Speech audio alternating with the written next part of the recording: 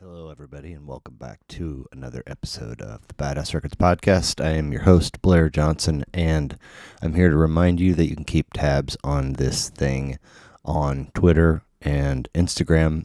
You can subscribe where you stream audio or on the YouTube, or sign up at the website, badassrecordspodcast.com. If you'd like to do an in-person episode with me here in Kansas City, hit me up at badassrecordspodcast@gmail.com. It's badassrecordspodcast@gmail.com. I appreciate you stopping by. Hope you enjoy the show.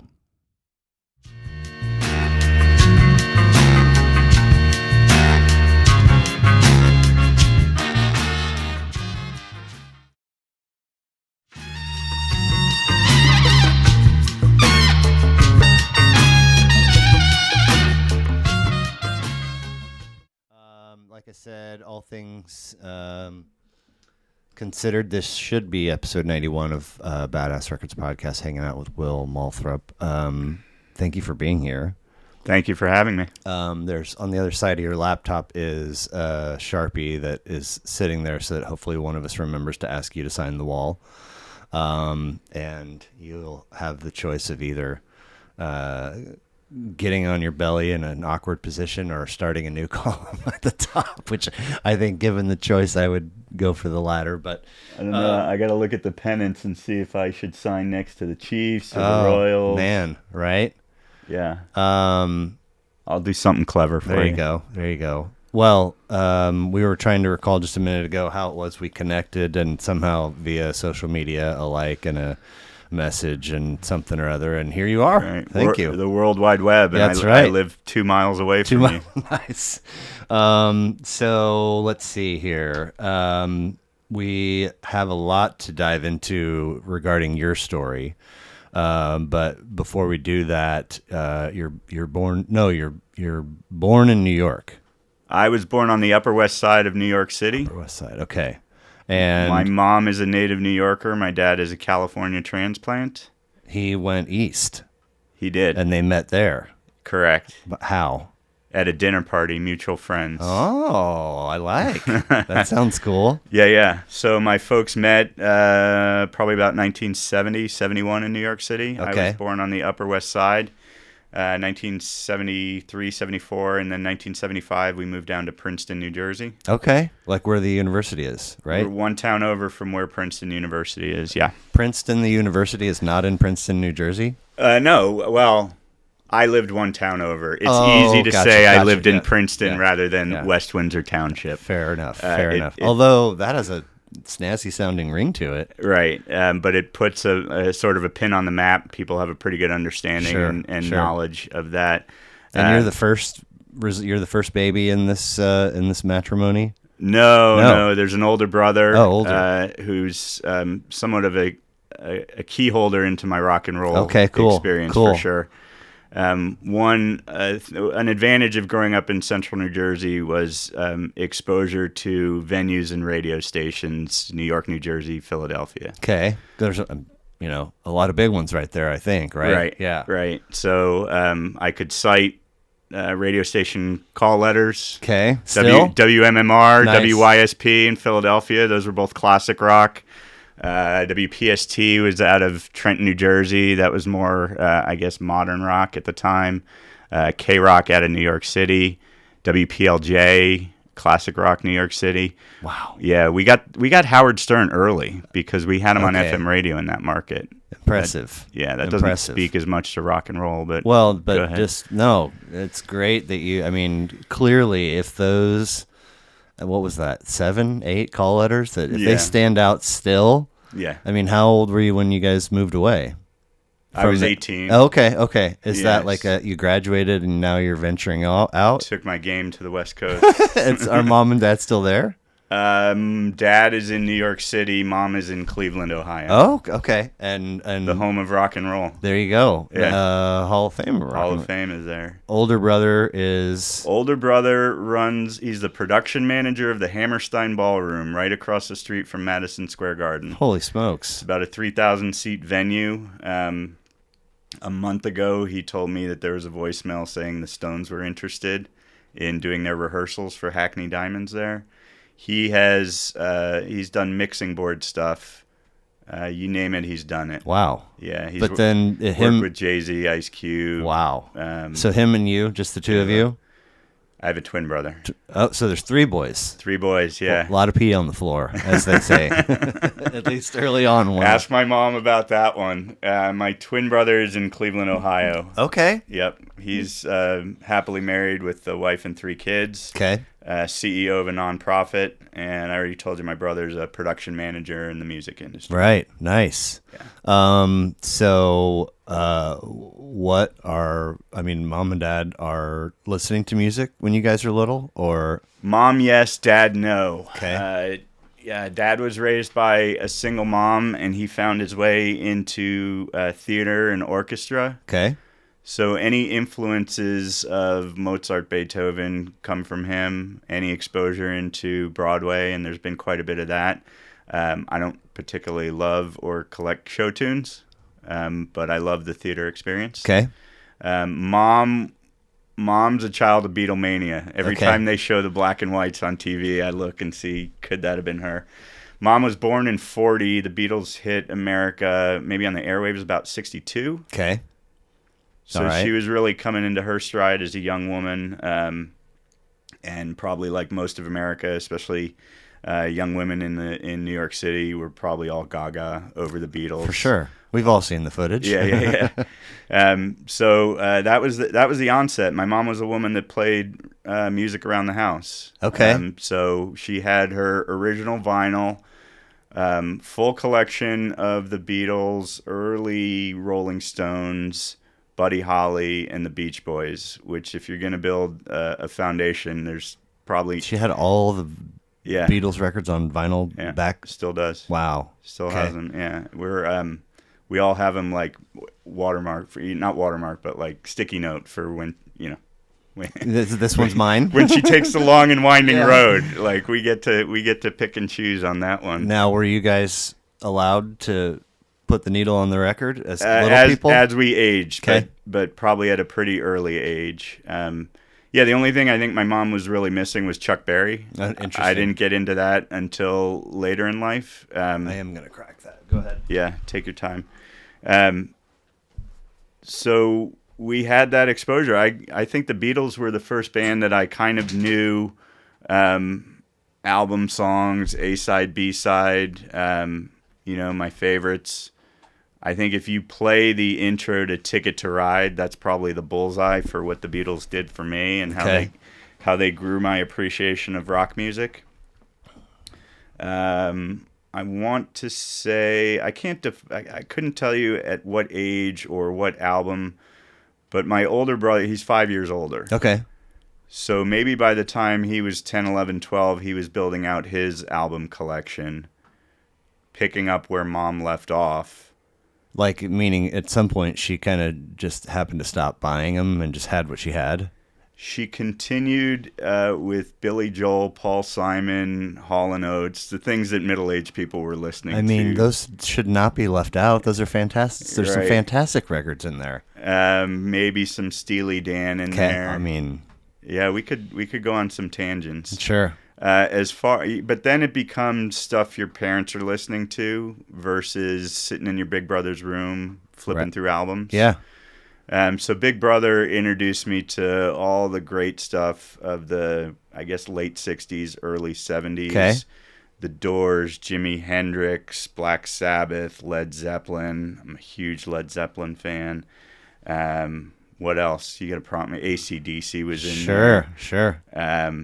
Everything in Van Halen. Van Halen was my own self-discovery. Okay. He didn't love him as much. Interesting. That was the time to love him. I mean, really. I think he was more into Zeppelin. Okay, that's fair. That's fair. I was too. I got into Van Halen in high school. Okay. Kind of from 5150 moving backwards. Okay. Back into the David Lee Roth stuff. Interesting. And rediscovering that on Deep Dive.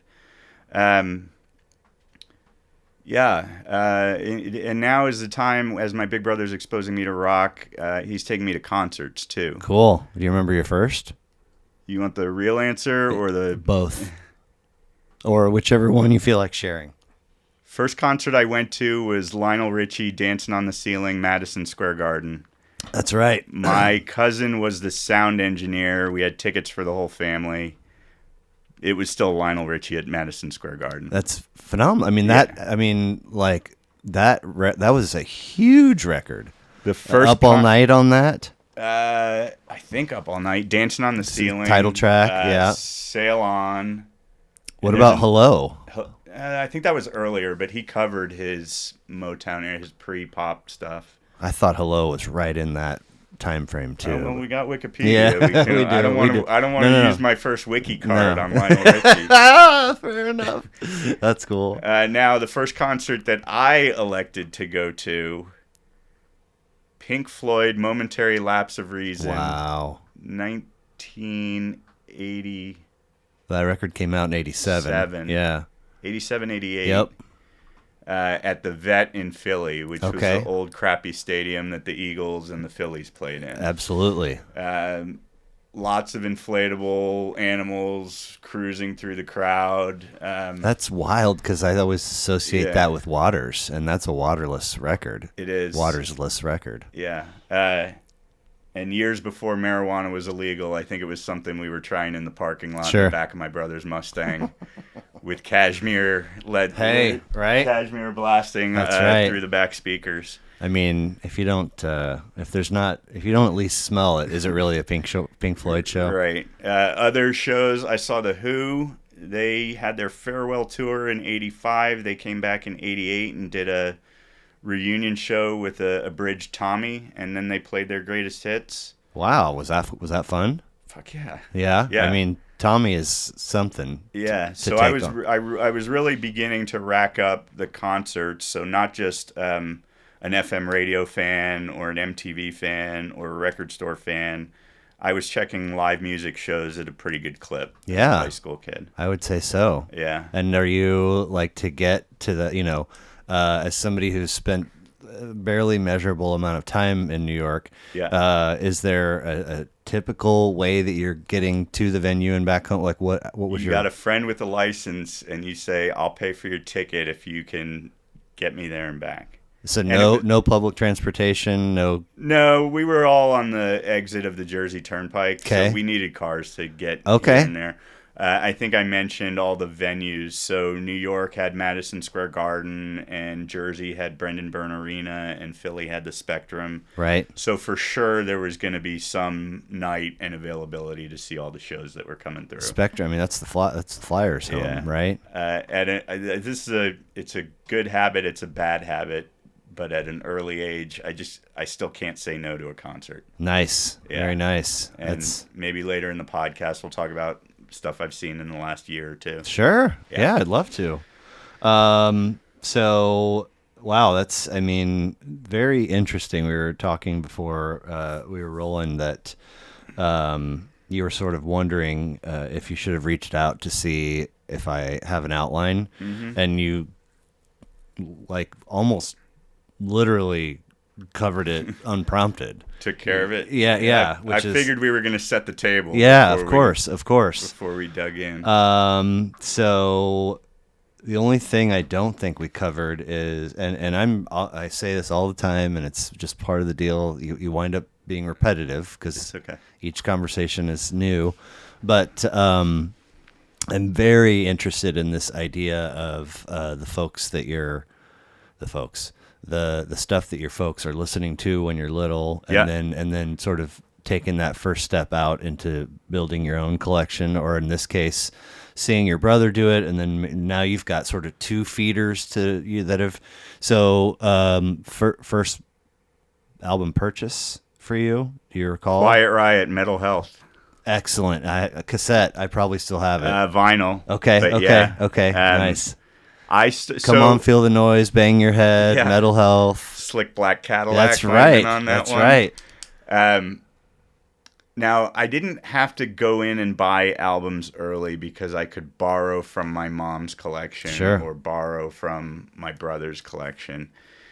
And I guess if we looked up when Quiet Riot came out, it was the early It's like 83. Yeah, it was almost like MTV version 0.6, right? They were still getting their legs underneath them. They probably had 25 videos that they just repeated. Yeah, you know, that "Come On Feel the Noise" one was one of them. It wasn't that like a jokey like home setting where the kids listen to it and the parents can't stand it, and then the band comes in, the dude with the mask, and they're like razzing the parents. Probably. I hadn't thought about that in a while. That's the first one that I remember buying. Okay. Like, I didn't have to begin a Led Zeppelin collection or a Rush collection. But now if you are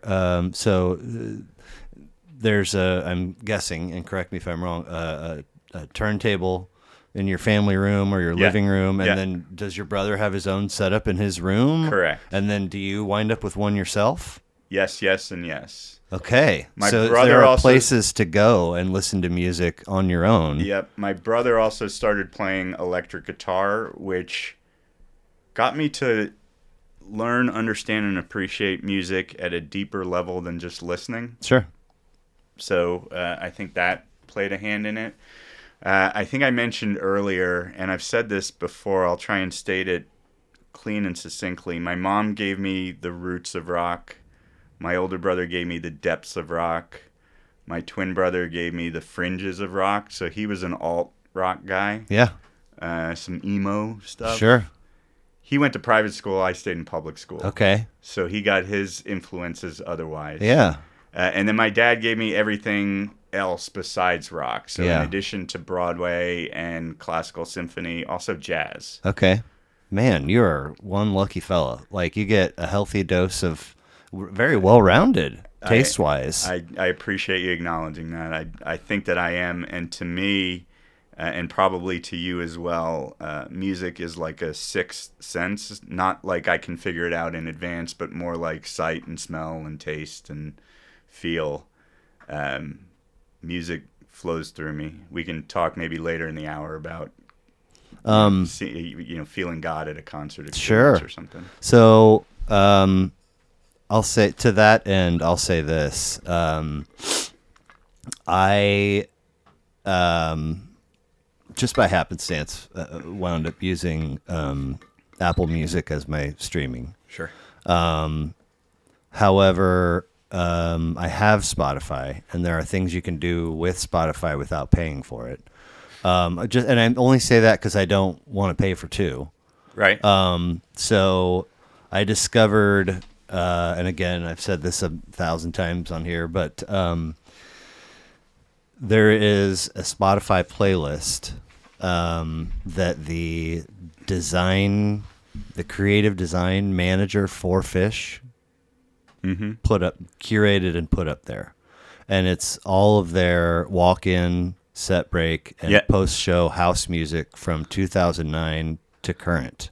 Yep. And so it's some like funky stuff in there. It's all amazing, and there are like upwards of 600 albums and upwards of 11,000 hours of music.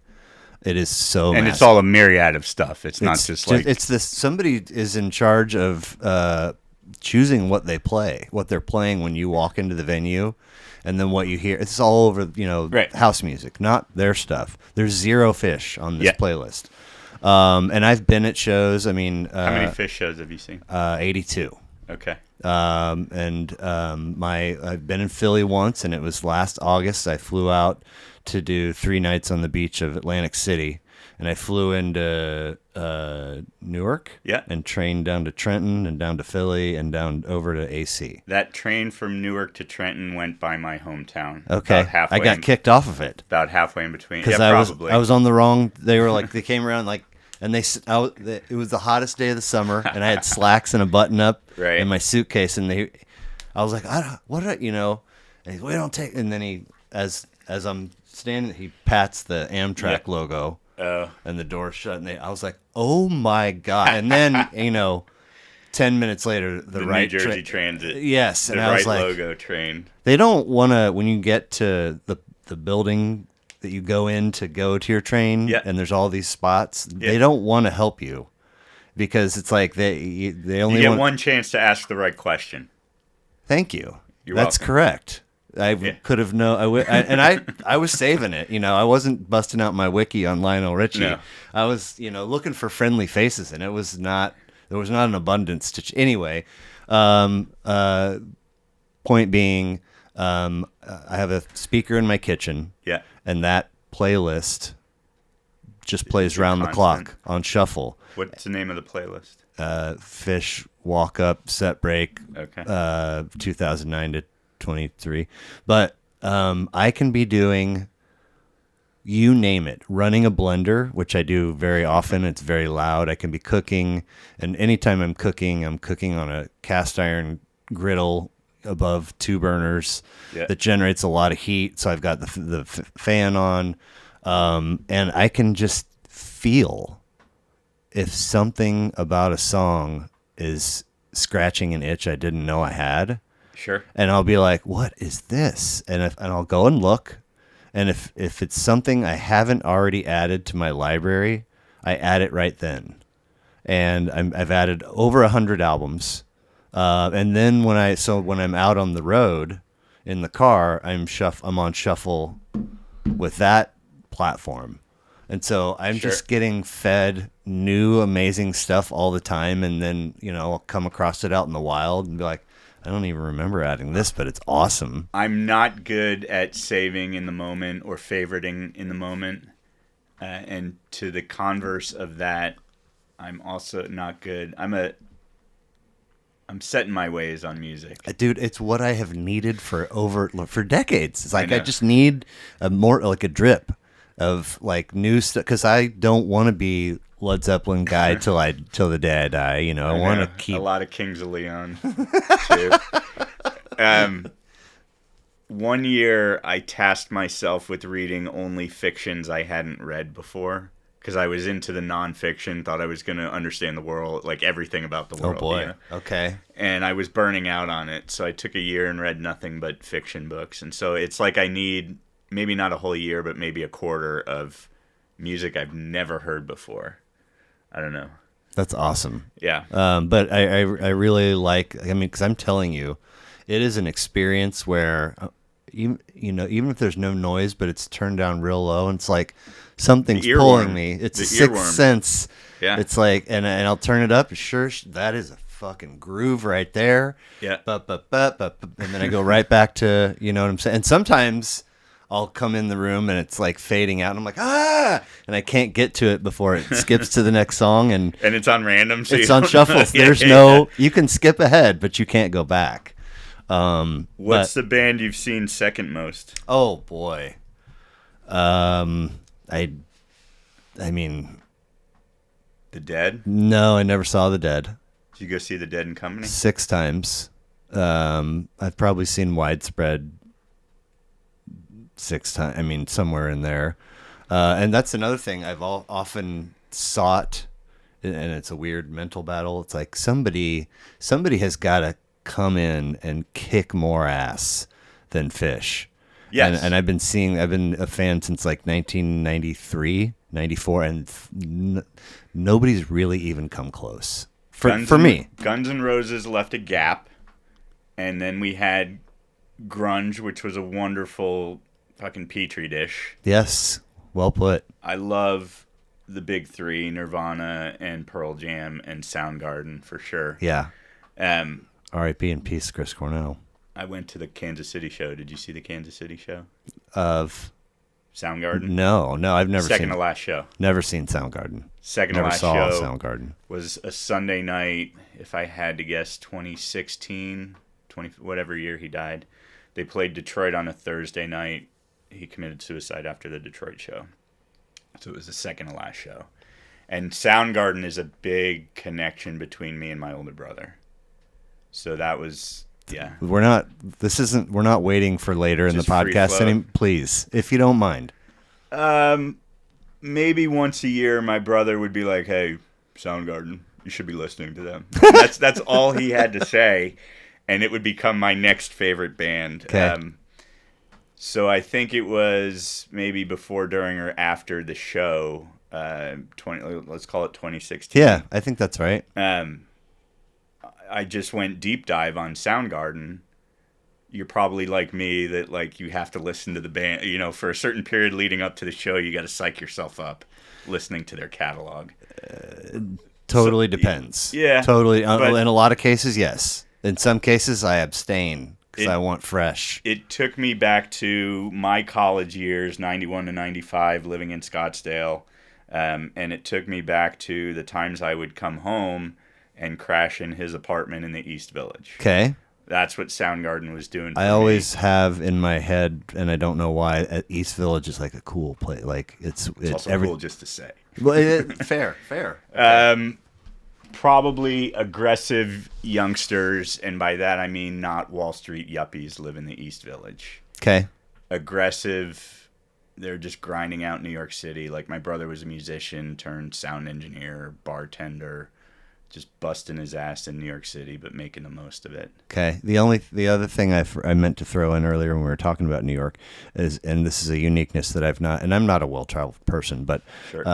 There is a sense if you decide like this is what I'm going to be, and I'm going to move to New York and be that. Yeah. And you do that, and you get by for a year, 2 year, then like this sort of elevated sense of accomplishment. Because I live in the best city in the world or what country, whatever your choice, and I'm making it. Anywhere. Yeah. And it always in the moment when I've experienced it, it's like, ugh, and then I'm like, but I get it. You know what I'm saying? Yeah. But so your college years, you come home. Soundgarden, yeah. This gap in music. So when I want to say when grunge dissolved isn't the right word. When it was no longer the media darling to focus on. I think dissolved is fair. If you think about like sugar in the bottom of a cup of Kool-Aid, it's not always. You get to the bottom and there's still some left, and you rinse it, and then it eventually vanishes. Foo Fighters were born out of the dissolution of grunge. Okay. They were producing a lot of great, let's just call it rock, right? There wasn't a lot of other band rock going on, and I thought that was going to be the resurgence. Another thing that was happening at the time, music became digitized and fragmented, and so our sources were maybe less reliable. You're talking less about productive. Connecting dots from the Napster. Once Napster dissolution of grunge is late 90s, and the Napster and LimeWire are like late 90s. Yeah, so they're kind of right in the same pocket. It almost put a vacuum or a blackout on music production. And music itself was becoming digitized, so there was a little more growth in like Fatboy Slim and Chemical Brothers. Yep.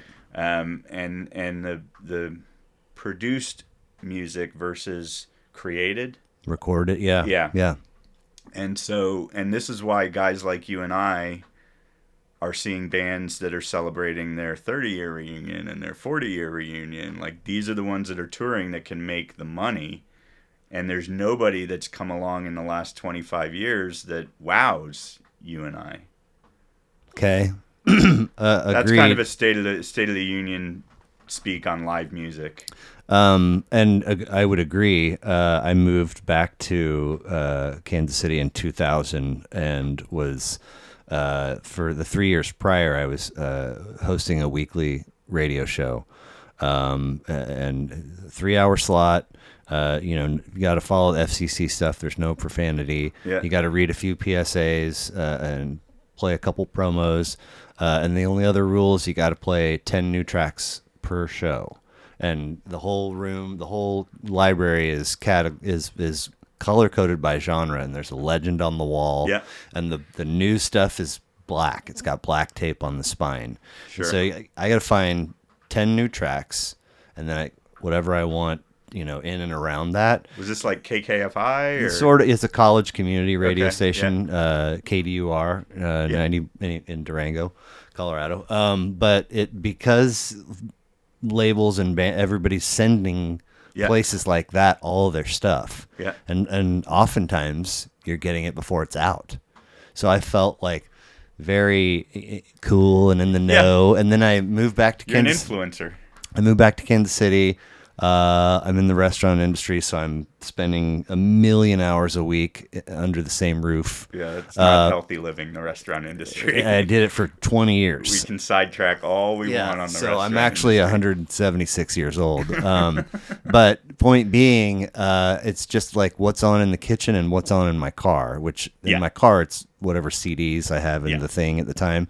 So I went from like this immeasurable unlimited sources that are, I'm not asking for, it's just coming to like 2 very specific. And it's like, my mind goes, man, there's just nobody's making any good music right now, man. Like I used to know what was happening and the shit people were getting into. I was like, I don't know. And so like I felt that way about music in the early 2000s. And you're telling me that feeling was valid in some sense. For sure. It sounds like.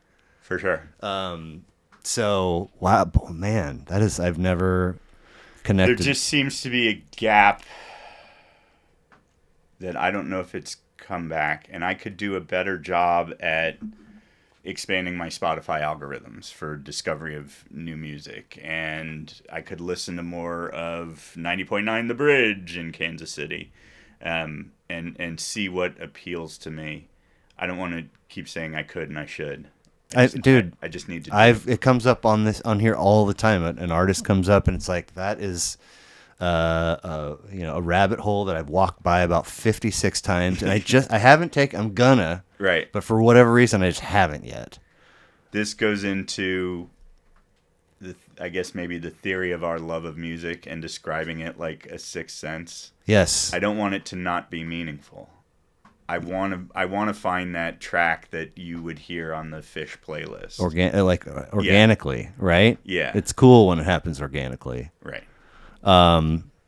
This is good stuff. So again, please jump in. Sure. Tangent. You see a tangent, take it. We'll get back to where we need to be. Yeah. So one last piece about that. There's a small handful of reasons why I wanted to do something like this, and one of those is guys like you and me. I think gals, perhaps of the same age. I have a very, very big spot in my heart for the concept of an album, and being whatever your outfit is. Maybe all 5 of you equally write every song you ever make. Maybe you have a dude that is whatever he is in the band, but he's the primary songwriter, and he brings a skeleton to you guys, and you flesh it out, and now there's a song, and now we have 10. Now somebody's going to pony up for us to go record in the studio, and then we're going to put out a record, and so on and so forth. There's so much art in an album if the album is created for art's sake. Right. Lyrics. Yep. Harmony, melody, rhythm, everything that from the drums, the bass, the guitars are putting together something that's never been created before. Track time, track sequence, cover art, credits. Cover art. Yeah. Credits are and then the sequence of songs. Yes. Ought to be an arc of the story. Yeah. Sgt. Pepper, Abbey Road, Born to Run. Physical Graffiti. Graffiti, Houses of the Holy. Yep. 4. Yeah, just about every Rush album that ever came out. Well said. Yeah. And that changed. But once I think FM radio expanded it. I think MTV expanded it. And with every expansion comes dilution of music, I suppose, or music production. Well, I just, don't know that. I feel like there was a larger percentage of the population that valued and appreciated albums in that whatever you said, something to 85, 70 to 85, 66 to 85. Something like that. And I don't... Stevie Wonder started to produce really fucking deep, rich albums, right? Yes. So coming out of Motown, yes, Stevie Wonder was a big deal. For Zeppelin, sure. Black Sabbath, For Pink sure. Floyd. We'll get into the Rolling Stones. But so, and I honestly do not want to sound like old guy, get off my lawn, but I don't know if that many people care about all of those ingredients that go into an album in the way that folks seem to used to care about it, myself definitely being a part of that. Let me ask you 2 questions. Yeah. Now, I see the room around me, so this question answers itself. Are you a book reader? Yeah. Second question, how often do you go to the Nelson Atkins Art Museum? Not even once a year. Okay. But I make up for it with your book collection. I should. I love it, but I mean, I have. So in the same way that not everyone understands why an album is an album and why that's different from music on Spotify, not everyone is a book reader. Right. And I hate asking another grown person, do you read? Sure. Right? Not everybody. There are plenty of people are happy to admit, no, it's not for me, or I wish I did. Or I wish I read more. Right. And the art museum thing, to me, I need something I can't see on a screen. Right. And I need to go into that building, the Nelson Atkins Museum, for at least 60 minutes of visual porn. Yeah. And I hate using that word, but I need my senses to get wowed. Yeah. Right? Not something I can see on a screen. There's great shit on the screens. Right. Even social media is how you and I connected. Yep.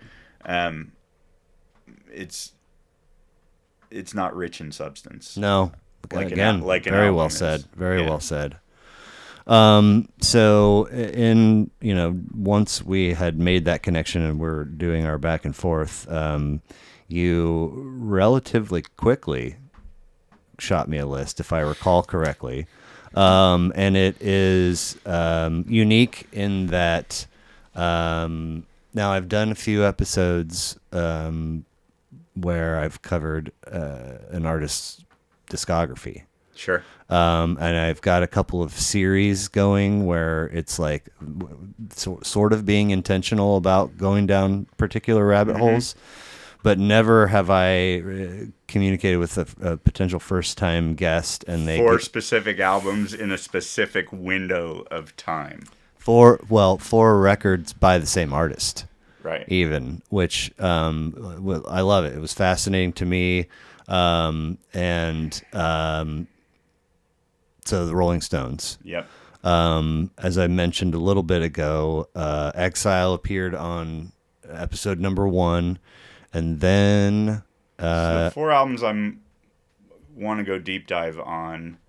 Rolling Stones 1968 to 1972 begins with Beggar's Banquet. Yep. Let It Bleed. Yep.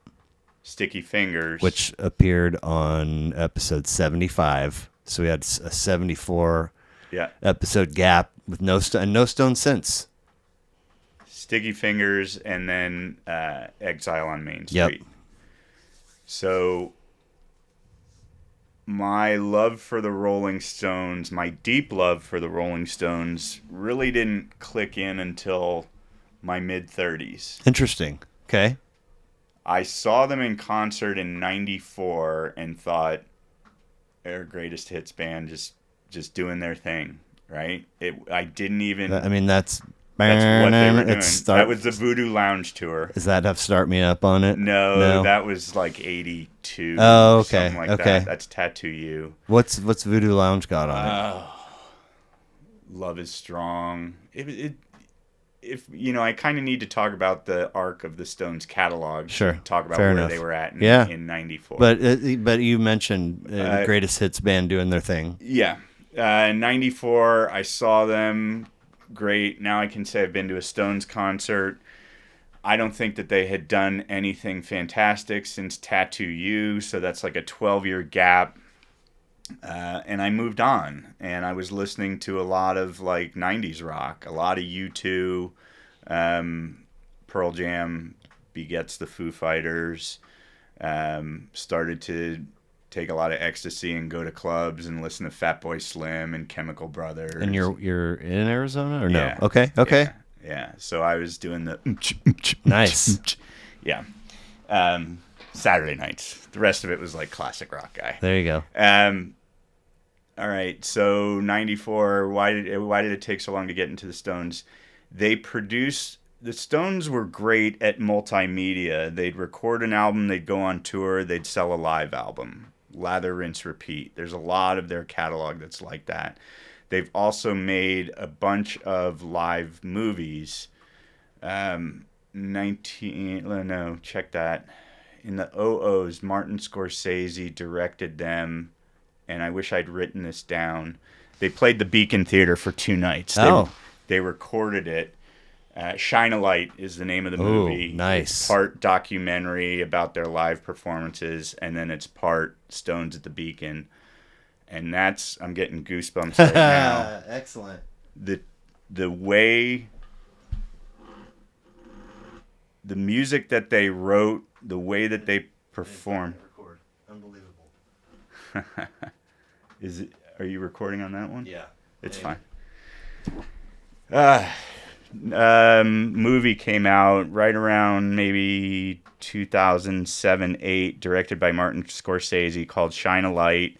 2 nights of the Rolling Stones at the Beacon Theater, and then they were interweaving old concert footage and interviews into this movie. I went and saw the movie, and that's when it hit me, the 2-guitar composition. In the movie, it's Keith Richards, Ronnie Woods, but there is no comparable rock composition. There's a lot of people that tried. Aerosmith, for example. Stephen, Joe Perry and Brad Whitford. Yeah. And they just picked up where the Stones kind of left off. But so then I went back into these 4 albums after seeing that movie. And this became... Was there something particular in the movie that directed you to these 4? A couple songs. Okay. And we can look that up. That's when I went back into these 4 albums, and we can go back to the Stones kind of 62 to 68 and what they were doing. These albums seem to be the apex of who the Rolling Stones were and what they were capable of. They had grown up a bit from their earlier days, so they came into rock when it was all like, I'm trying to, like Buddy Holly kind of Take My Sweetheart to the Dance and, Kiss and Drop Her Off at 9 o'clock songs. Yeah. The Stones started with a very little bit of that, but became really like the bad boys pretty quickly with like Satisfaction and Get Off My Cloud. Mm-hmm. And moving the establishment into anti-establishment, because this was the mid to late 1960s that was going on. So they became kind of the anthem, the flag bearers of the alt generation, I guess. And we can go through some of their earlier stuff. I ran this by my big brother, musician, production manager, sound engineer, when I got invited to do the podcast, because I wanted to get his take on things. The Stones had the advantage of 2 lead guitar players with Brian Jones and Keith Richard. Brian Jones is the one that pushed them out of the Love Me Do set and into more like 2,000 Light Years from Home, Paint It Black, Ruby Tuesday, which is a little lovey-dovey, but kind of different than just like straight up 4/4 rock. Okay. So they were already pretty progressive. I couldn't tell you exactly what happened in between like Satisfaction and Jumpin' Jack Flash to get over to Beggar's Banquet, which opens up with Sympathy for the Devil, which is like an all-timer. Dude. Yeah, I mean, there's the openers on all of these. I'm like, damn, right out of the gate. Throwing heat. I'm going to run up and crack that. You good? Yeah. So the Stones were beginning to grow up as a band, getting some hits underneath them, Jumpin' Jack Flash, Get Off My Cloud, Satisfaction. Rock in itself was coming into its own in sort of a drug-induced influence. Okay. Right? So the Beatles put out Sgt. Pepper. The Stones put out, I might butcher this, Satanic Majesty. What's the name of the album? I don't. Their Satanic Majesty's Request. Yes. And I think that's the equivalent of when you first make pancakes, you kind of throw out the initial batch. I don't think there's much that's good on there, but they were flexing as a creative band. We almost need to go all the way back because they were a blues cover band in the UK. Interesting. Okay. That's how the Stones really got started. Right. Legend has it Mick met Keith on a train stop. Oh. And he had some records from the record store, and he's like, "What do you got, mate?" And that's how it happened. So they started with some blues, like Buddy Guy they would play. Also, pretty much ripping off Chuck Berry covers. But this is what the British kids were eating up. Folks like to lob the ripping off at Zeppelin. Seldom do you hear it said about the Stones. Yeah. My buddy who's from England called the Stones the most overrated bar band ever. I'm not going to say he's wrong. Yeah. I mean, so... This is, and by the way, I've always... In the corner of the pro Zeppelin. If you're in a Zeppelin v Stones, I'm always in the Zeppelin corner. You want to have it out now or later in the hour? No. So when and that's not me. That's me never sitting down and intentionally listening to the Rolling Stones. Why? It's what I've heard. It's what's been classic rock radio, FM radio. And so when folks have given me Stones albums, it's really, I'm just developing an appreciation for especially these four. But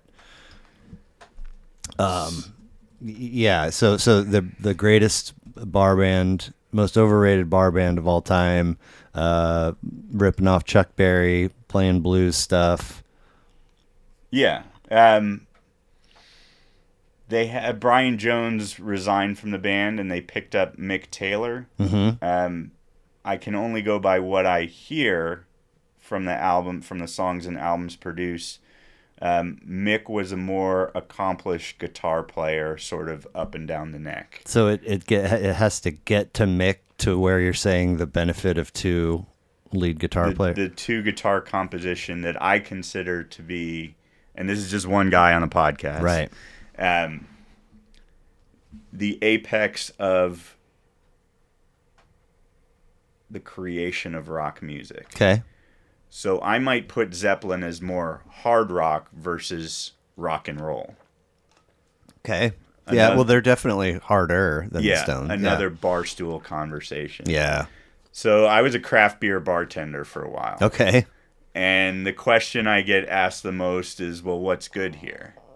And I would tell them, well, every palate is different. Yeah. And the same goes for music, and the same goes for whatever entertains you, whether it's a Chiefs game or a round of golf or the art museum. It's all in the eye of the beholder. Right. I could talk about craft beer for a little while, too. But no, so to me, and I'm open to anybody's intelligent conversation on it, I would have to get into some of their songwriting. I believe it was mostly Mick. Every member played their part. But I think that their songwriting got better as they grew up as a band. They were doing more of their own thing versus playing somebody else's blues music or Chuck Berry's. They had enough experience in the records that they produced along the way up until 1968. And we could go through some of that. But they were qualified hit-making band at that point. I think bringing Mick Taylor in, and I can do some research on where he came from, if it's relevant to the podcast or anything, expanded what was capable. Sure. Of Keith Richards' elevated talents. Their ceiling. Yeah. Keith Richards' talents. Charlie Watts, it could be said, you can't say someone's in the Hall of Fame and call him underrated. Yeah. I think his input and impact is less spoken about than Mick and Keith. Okay, for sure. Yeah. Classic drummer. The one thing I heard when Charlie Watts passed away is his ability to play the drums while creating space for Keith's guitar licks. So he would hold a half beat before smashing down so that Keith could get the extra notes. Oh, nice. Or something like that. So I think they were really starting to fit each other.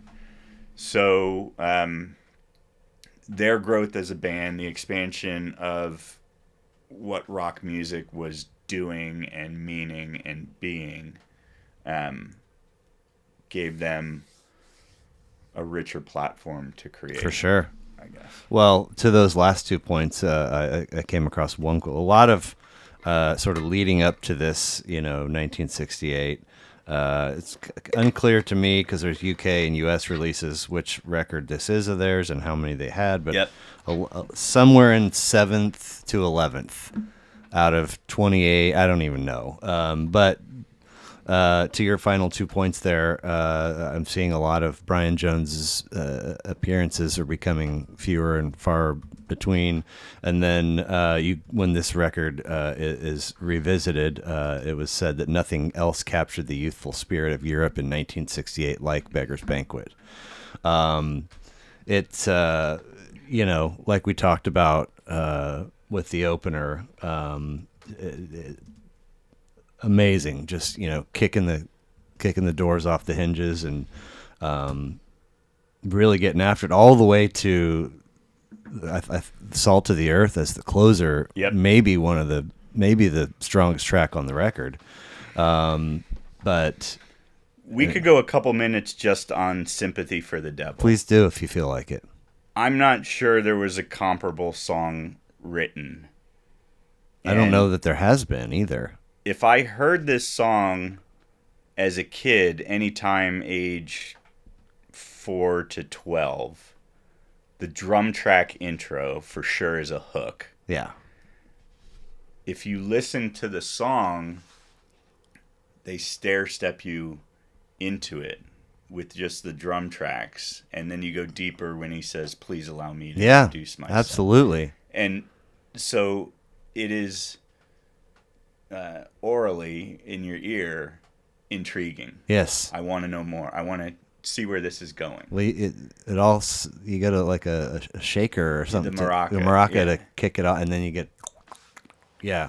Please allow me to introduce myself. I'm a man of wealth and fame. Yep. Now I'm into the story.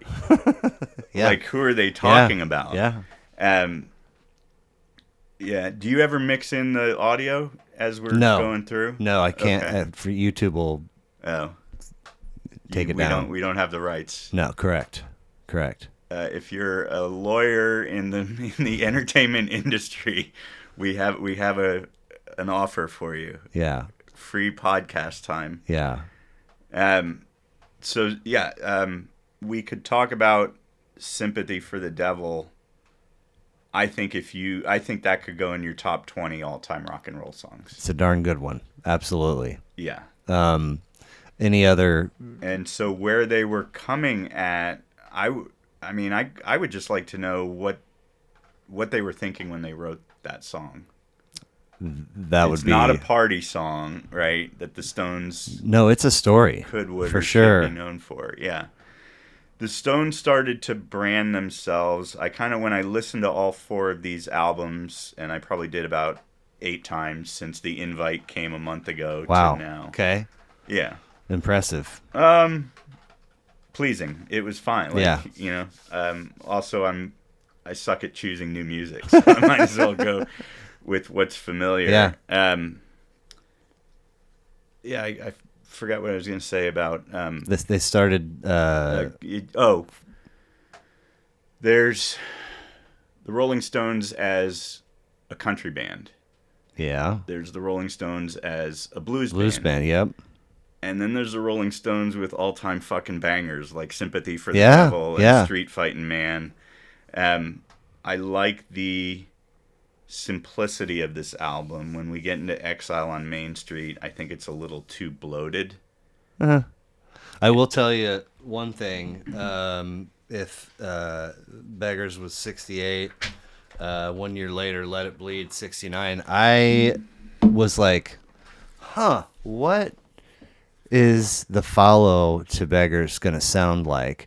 And I was not expecting it to, if and this is not a connotation of any sorts, but it seems as if there's this evolution in sound and personality and style for them as an outfit.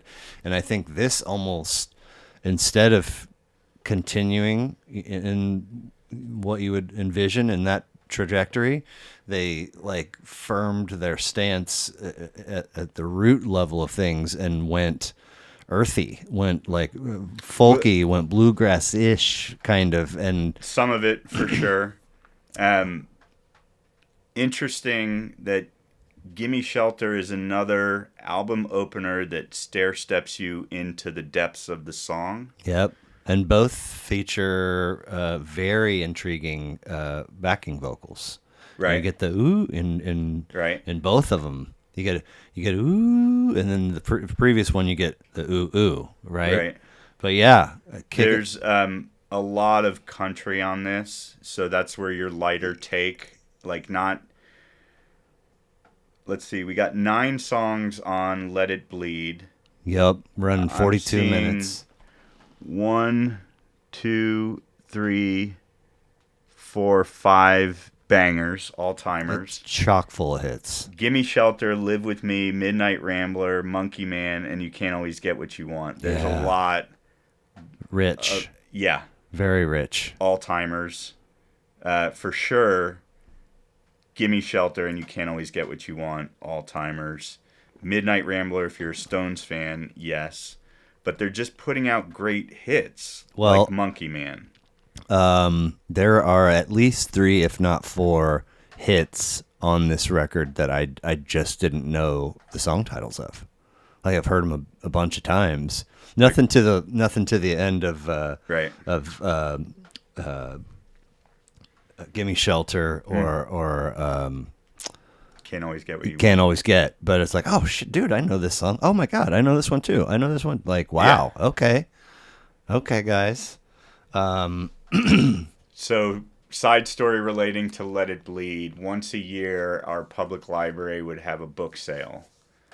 Only the cool kids knew that they also had an album sale in New Jersey. New Jersey, okay.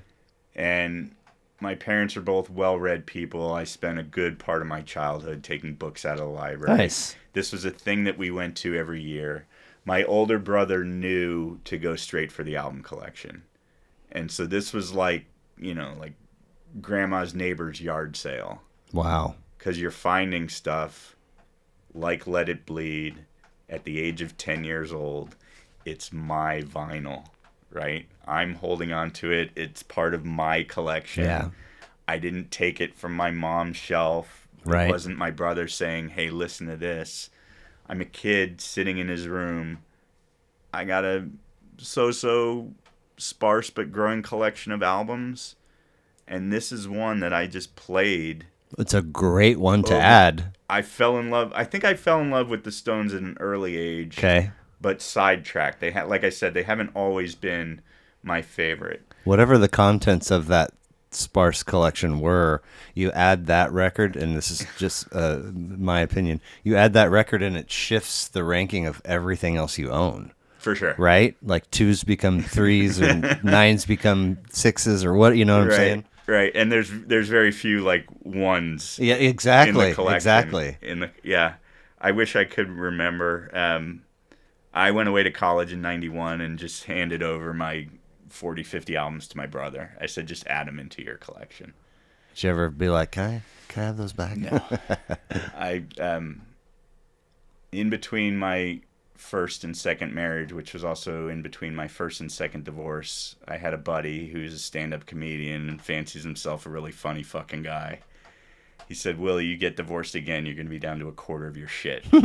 So I quit amassing things. Wise. Yeah. Very wise. Yeah. In that album collection, I was 15 years old. I got backstage at a Metallica concert. Fantastic story. But they used to have... All right, I'll start at the beginning. Yeah. I was born in New York City. One of the girls in the apartment complex, teenager, was my babysitter who grew up and then started to work in the music industry and got a job for Q Prime, which was Metallica's early management company. Oh, wow. Metallica was, after Cliff Burton, before they released And Justice for All, second band on a 5-band summer showcase called Monsters of Rock. Yeah, of course. Kingdom Come, then Metallica played before Dokken, then Scorpions, then Van Halen off their OU812 album. Okay. Kingdom Come. She says, I can get you guys back. If you guys get tickets to the show, I'll have some backstage passes waiting for you at the ticket window. My cup runneth over with these stories. Yeah. For sure. Yeah, we're in. That's great. Got my older brother to take me. I said, when are we going backstage? He goes, later. When are we going backstage? He goes, later. Metallica finishes their set. He goes, now we're going backstage. And I had no idea about the timing of things. Sure. Like, he had already figured that out. We go backstage within 90 seconds. I'm talking to James Hetfield. Wow. 1989. Dang. I'm about 15 years old. Thank God my older brother is a musician and can have a conversation. Because I'm just a fucking idiot with zits and braces and shit like that. And Hetfield looks at me and he goes, you want a Corona? And I look at my brother and he goes, yeah. I'm drinking a Corona with James Hetfield while talking about speed metal with my older brother. Damn. I ended up getting all 4 guys in Metallica. In record stores, they used to have like 12 by 12. It's the size of an album cover, but it's not the album cover. Right. Slicks. I had the Master of Puppets signed by all 4 guys, kept it in my vinyl collection, handed that vinyl collection over to my brother. That's the last I've seen of it. Okay. And he's... Where is he again? He's in New York City. Okay. He says he doesn't have it. It's fine.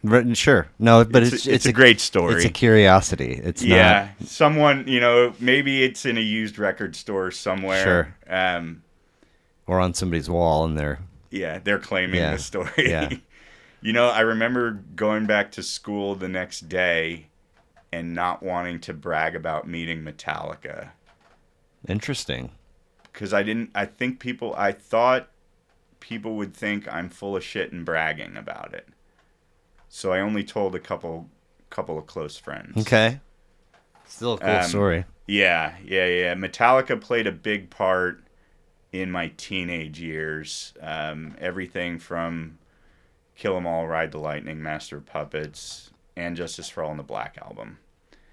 Then I put them away for a while. Now they're one of the grand old acts touring at 40 years of touring. Yep.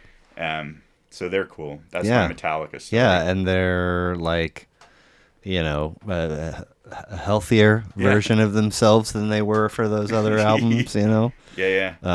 And they've still got chops, so they're a great band. I mean, why not? Have you ever seen them? No. Yes, with Guns N' Roses. Way back when. And Body Count. Yeah, like at Arrowhead. 90s. Yep. Yeah. Yep. I got dropped on my head crowd surfing. That's when Axl out-diva'd himself and dissolved Guns N' Roses. Yeah. But I mean, Body Count was in the dudes on stage with shotguns and Ice-T. Fuck, Yeah. What was the Cop Killer? That was the. Yep. But yeah, that was a wild show. So going back to Let It Bleed, Gimme Shelter's an important song. The Stones played a free concert in, I guess if this came out in 69, it was 68, 69. They played a free concert in Altamont, California. And unofficially, the Hells Angels biker gang was running security. Yes. And the Hells Angels stabbed and knifed a guy to death in front of the stage with the Stones playing live, and the concert was shut down. A guy? Yeah. I thought I read that it was a black girl. I think it was a guy. Huh. Okay. You just did your half-ass internet research? Yeah. I don't use the R word though. Research? Yeah, because I don't have a. What was the name of that album? This Stones movie. I'm not sure, but I mean, I'm sure if you, gosh, it's like I can almost see her name. It was like Meredith or, but I mean, I'm skimming, right? I'm not like taking notes. I'm just scanning stuff while I'm listening to the tracks. Meredith Hunter. You got it right. I feel confident saying half-ass internet Googles, not. Okay. There's a podcast called The Rewatchables. Oh, really? Which is about the movies you would watch 25 times. Sure. Do you know who Bill Simmons is? Yeah. He's a sports talking head. Guy. And Page it's 2. It's one of his properties. Okay. And they have a section of the podcast called Half-Ass Internet Research. Oh, funny. Yeah. So that's where I get the expression. Kind of an icon. He's definitely an icon in terms of doing what he wanted to do, how he wanted to do it. He kind of just kept batting 400. It's like he saw 5 years ahead of him. Yeah. All the time. Yeah. And what he was doing of like covering sports from the fans' take rather than the announcers' take or the broadcasters' take became a huge medium for ESPN until he stopped getting along with ESPN for their reasons, not for his. Right. The movie is called Gimme Shelter. Okay. And of all people, George Lucas was at the show with a camera, and a lot of the footage is George Lucas footage. Oh, wow. Yeah. Nuts. Yeah. So they play this free concert, Hell's Angels, person gets... Things got bad. Gimme Shelter was written. Gimme Shelter is also about our country fighting in Vietnam at the time. I feel like that definitely, the opening to that track, yes. I can see it as parts of, like a chopper scene in a Vietnam movie. I would bet it probably was in. It feels like it would fit right there. A couple of them. Then they go country music back to back with Love in Vain and Country Honk.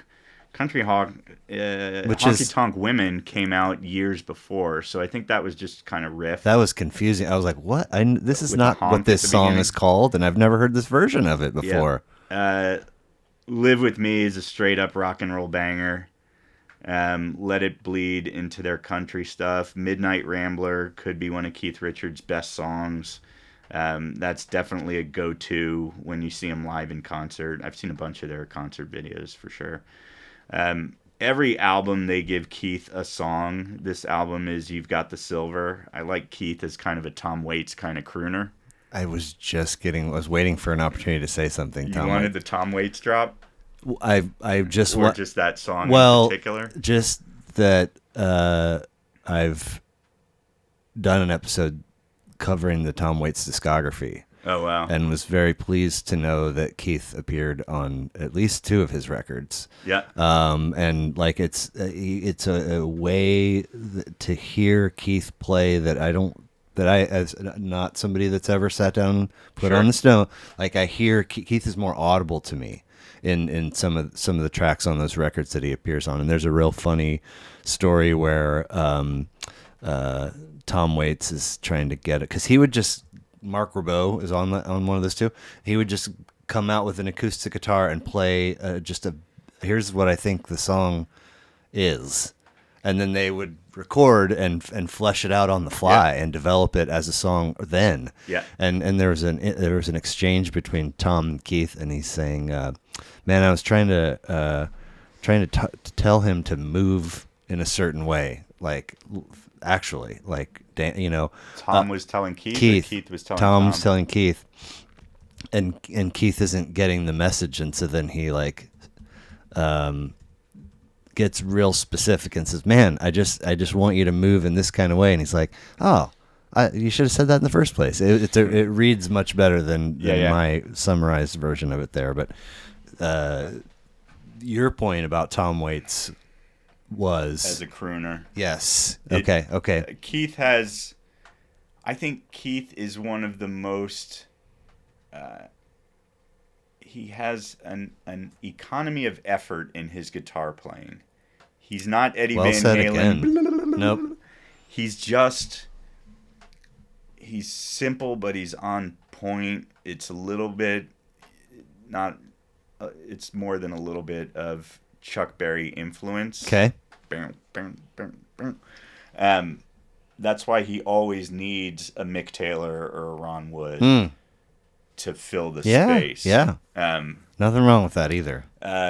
Two things. Keith Richards' Under the Influence is a documentary on Netflix. Oh.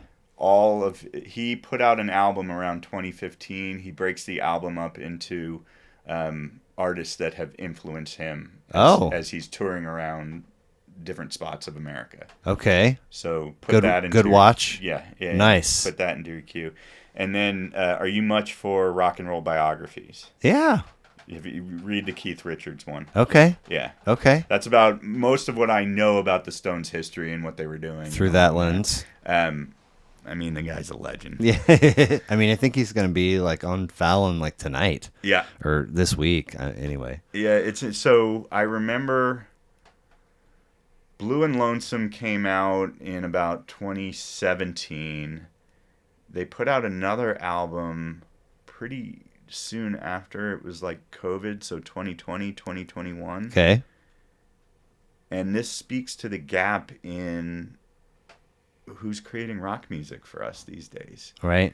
Because a Stones album, when they're 75 years old, is still as good, if not better, than most of the stuff that they want us to buy and listen to. Now, you could take that to be gospel, right? What you just said, but also, if you again go back to that list of ingredients that goes into the making of an album, they're not going to get any slouches for any of those roles. Like it's going to be, good quality. Like there's not going to be. I wouldn't think there's going to be any dog shit. Right. If anybody has had a no man in their crew, it's probably the stuff. Yeah. My buddy from episode 1 used to joke many years ago about the importance of having a no man in your crew. I'm like, hey, dude, that's not a good idea. Oh yeah. You're not driving, or don't put that gun in your car, or we don't need to bring that weed with us. Whatever, I'm sure the Stones have had some no. Right. That's funny. How about we don't put that track on the album just yet? Right. And let's see how it goes with that. All right. Well, and then they probably are wise enough to listen. Right. Anyway, that's true. But it could just be that they still can make a really good record regardless of all those points, right? Yep. So 2-year leap from Let It Bleed to Sticky Fingers, 10 tracks, 46 minutes. This one, man. Sticky Fingers, legendary album cover. Of course. Opens up with Brown Sugar. Put it in the Stones' top 10 of all time. Put Brown Sugar in the top 30 rock songs ever. Absolutely. But so if, like I said, that earthy sort of rootsy feel going from Beggar's Banquet to Let It Bleed, then this is just, in my opinion, it's like when you learn the moves that the knight has on a chessboard. You're like, what? Yeah. It's and it's jump, and the square that they land on is shredding. Right. And it's like, gee, wow, okay, guys. I mean, this is probably the first album title that I became familiar with, just in terms of the title. Yeah. And I remember being like, wow, people have favorite Stones records. Aren't they just a greatest hits band? Yeah. Constantly making the round. Right. But talk about this one for you. Interesting that although it's the third in chronological order, it's the fourth one that I came to. Okay. No particular reason. Of all four of these, this might be chock full of their greatest hits. And, all right. And to use that term denigrates a little bit of these great songs that they're producing. You've got, almost as a carryover from the last album, I'm going to use Live With Me and I'll come back to it. Brown Sugar, Can You Hear Me Knocking, Bitch. Yeah. Those, now the Stones are becoming the best party band that's out there, right? And for good reason. They're great tunes. So those tunes are different from Gimme Shelter and Sympathy for the Devil, that are just rock poetry in easy terms. So kicking off... What did you study in Arizona? Alcohol, cocaine, hallucinogens, and a little bit of political science. Okay. I have an undergrad in political science. I have a master's degree in organizational management. Interesting. I've been in different sorts of tech jobs for about 25 years, and a good rich history in the service industry, bartender, waiter. You've got really, and trust me when I say that I am a connoisseur. My master's is in creative writing. If I were independently wealthy, I would publish. I would crank out novels. You ever publish anything? No, no. But you have an uncanny knack for phrasing. Yes, I mean it's like 5 or 6 times already. I'm like, damn, I wish I was sharp like that. My mom was a textbook editor in her career. My dad was a PR man with a lot of copywriting. Okay.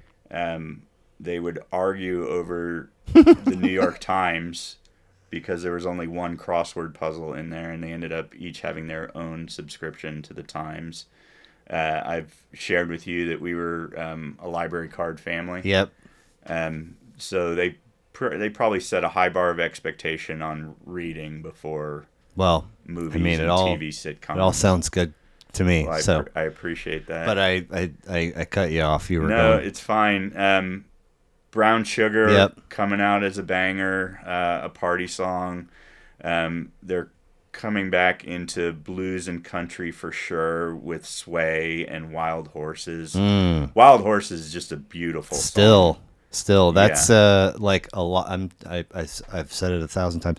I stayed way too long in Camp Classic Rock Radio to where like you just couldn't hear what you wanted to hear anymore. No, it's I burned myself out on a lot of tunes and some artists, and like if you say the word Creedence, I immediately hear the Suzy Q riff and it makes me want to jump off of a bridge. I hear Bad Moon Rising, but that's ding ding, but many portions of those listening hours were I stayed too long, and so a lot of the Stones hits, like cringe because but hard to dig into them. But Wild Horses, there's a handful that I will never. Wild Horses, Can You Hear Me Knocking, Bitch Is a Maybe, Dead Flowers. Dead Flowers is maybe my favorite track on the record. And You Could Rock Me to Sleep with Moonlight Mile. Okay.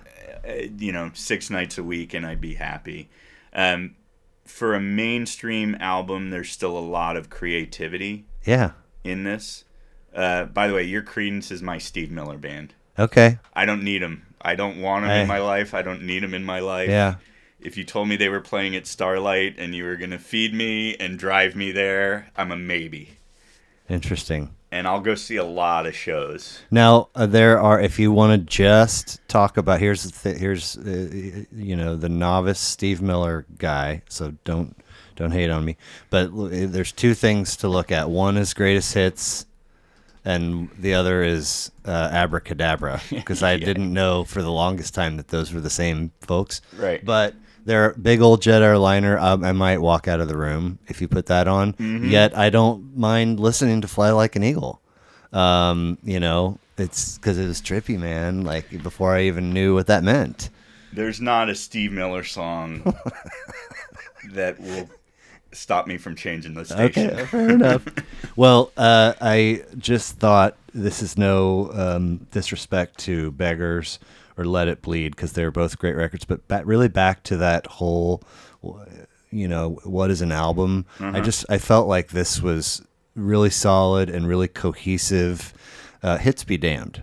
It is they went in and they made a record, and what came out of it is what came out of it. It's not like they were like, right. You guys are gonna love tracks 2, 6, 7, and you know what I'm saying? Yeah, this has no Sympathy for the Devil or Gimme Shelter, or You Can't Always Get What You Want. Like those are songs that were saying something. These just seem to be really great mainstream rock. They slow it down with Wild Horses. They're going to kill you with Can You Hear Me Knocking and Bitch and Brown Sugar. Do you want to pivot that guy so that it's pointing? Sorry. No, you're good. You don't have to sit up. If you there you go. There we go. Thank you. Yeah, man. Good stuff. And we're going to take another 1-year leap, right? From 71 to 72 with what called a little... There's an album worth mentioning, which is I mentioned that the Stones would do an album, go on the road, record a live concert, and release that while they were making their next subsequent album. 1969, Get Your Yayas Out. Yeah, I saw that. Yeah. It's worth mentioning of a great live album put into this. I wanted to go through the studio albums. Get Your Yayas Out is worth mentioning. Well, it stuck out because my kids call their mother's mom Yaya. Yaya. So I did a double take. I was like, oh, that's cute. And then right. So Get Your Yayas Out is the live record that came after Sticky Fingers. Correct. Okay. No, before Sticky Fingers. After Let It Bleed. After Let It Bleed. Sticky Fingers. Okay, cool. Nothing fantastic. I like my Stones in a lot of different mediums. There's some of their more recent concerts are on YouTube. That's always good filler for me around the house. I listened to this 4-album set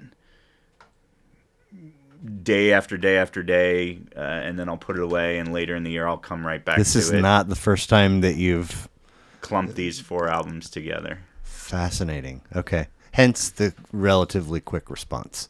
Because there have been 3 camps. Yep. And some people are like, dude, that's like asking me to pick my favorite kit. Or let me think about it and I'll get back to you. And then they do. Sometimes it's a while.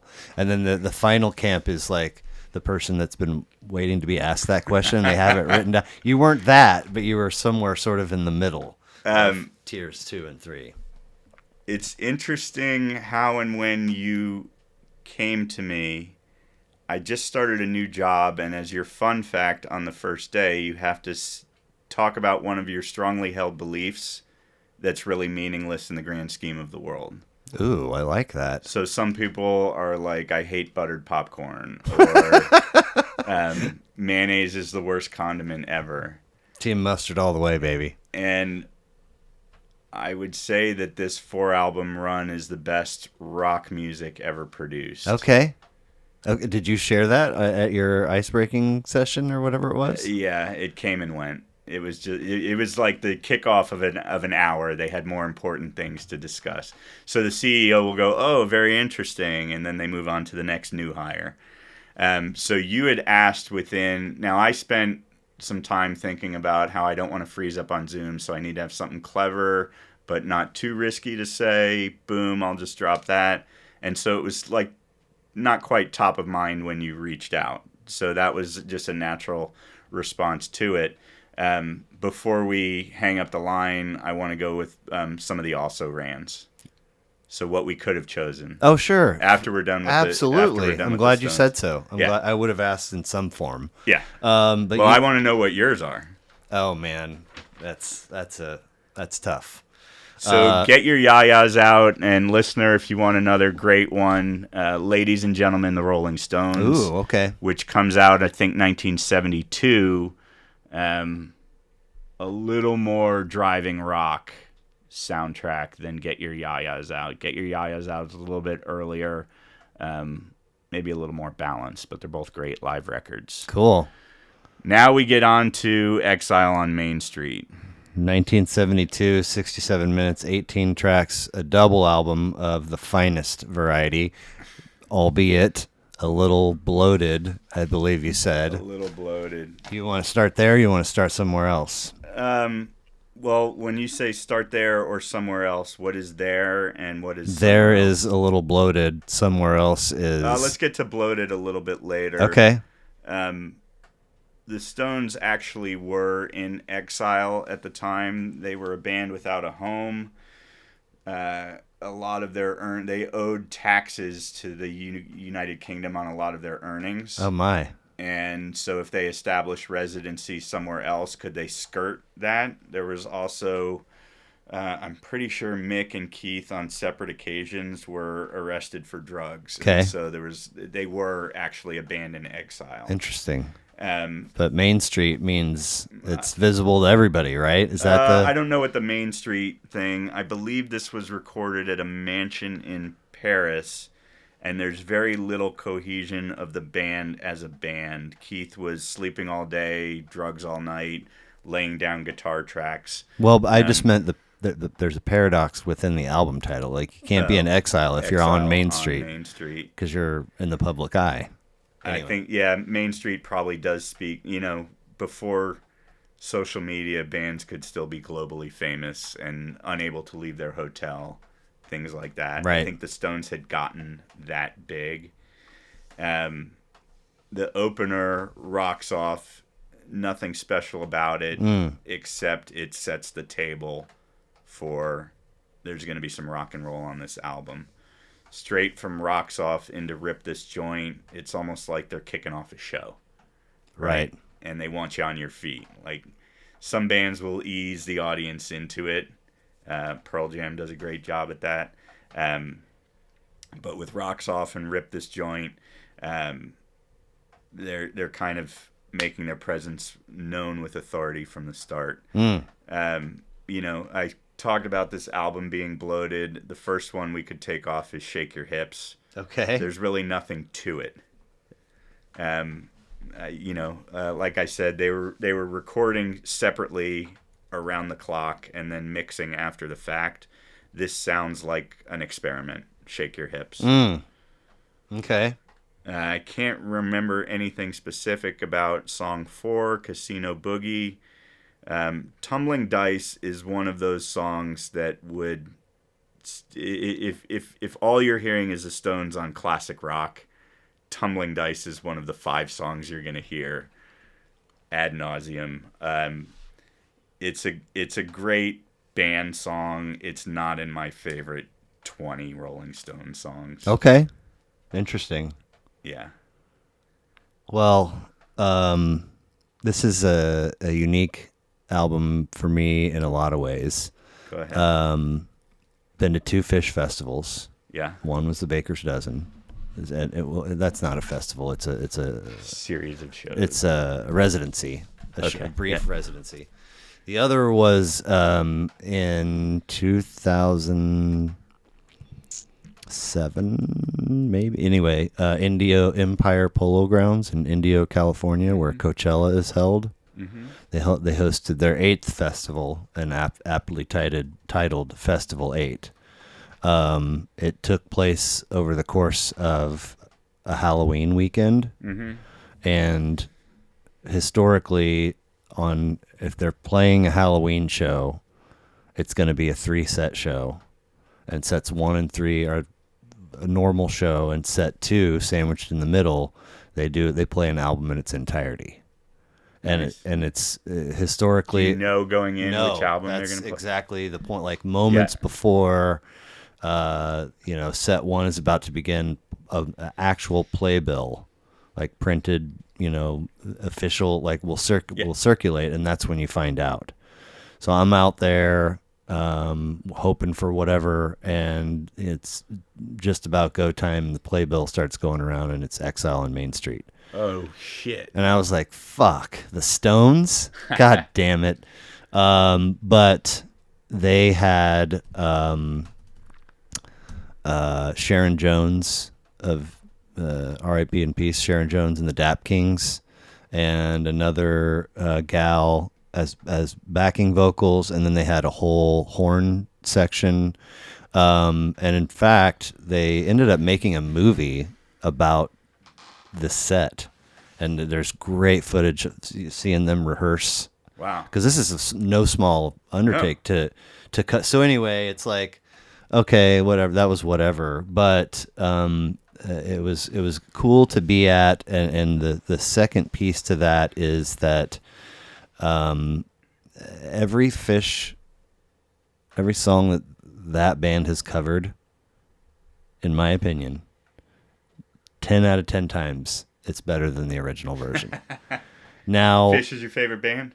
Without question. Okay. So there's some bias. Of course. This is in the ear of the beholder. So, Loving Cup has always been a song that they routinely play. It's usually a set closer or part of an encore, and everybody gets fucking jazzed out of their minds to say, "What a beautiful buzz." I mean, it's their version of it is amazing. It's just glorious. Do they extend it or they keep it? Yeah. Oh, the height of the Stones version, energy wise, is like a 7, and they come out at like an 11. It's I'm gonna have to look. It's wonderful. So let's get into Loving Cup. So Tumbling Dice, very mainstream, very good rock song, but it's been killed on FM radio. Sweet Virginia, Torn and Frayed, a lot of heart and soul put into it, more than just like Tumbling Dice, I would say. And Sweet Black Angel, although if we're trimming this down to 12 great songs, I don't know if Sweet Black Angel makes the cut. And then you brought in Loving Cup. And I should say Sweet Virginia, they sometimes will cover. So once they did this, then all of these are up for grabs for them if they feel like it. Yeah. They cover Sweet Virginia from time to time, and it's nice. Yeah. It's my ex-wife's name, so... Okay. Yeah. That's probably better for a ringtone than like Dirty Deeds Done Right, Cheap or something like that. There's a great version in that Scorsese movie, Shine a Light, which is the Stones in concert around 2006. They're bringing the celebrities out on stage. The Stones were great at having like celebrities come and accompany their songs. Loving Cup with Jack White. Wow. Yeah. Cool. Yeah, that's a good one on there. In that movie, they also did from Sticky Fingers or Let It Bleed has Live With Me with Christina Aguilera. Oh, interesting. Yeah.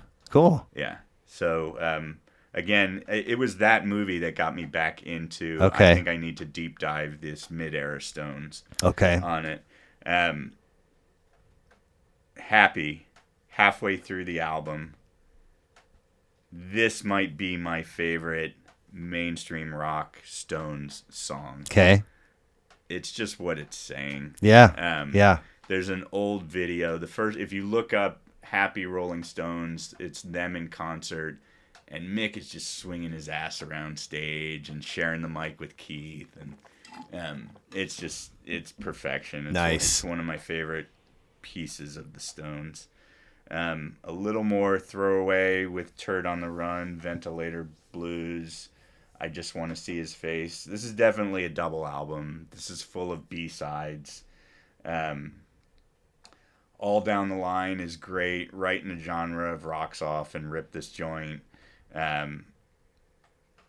It's got some of that two-guitar, Mick Taylor, Keith Richards wailing that I like.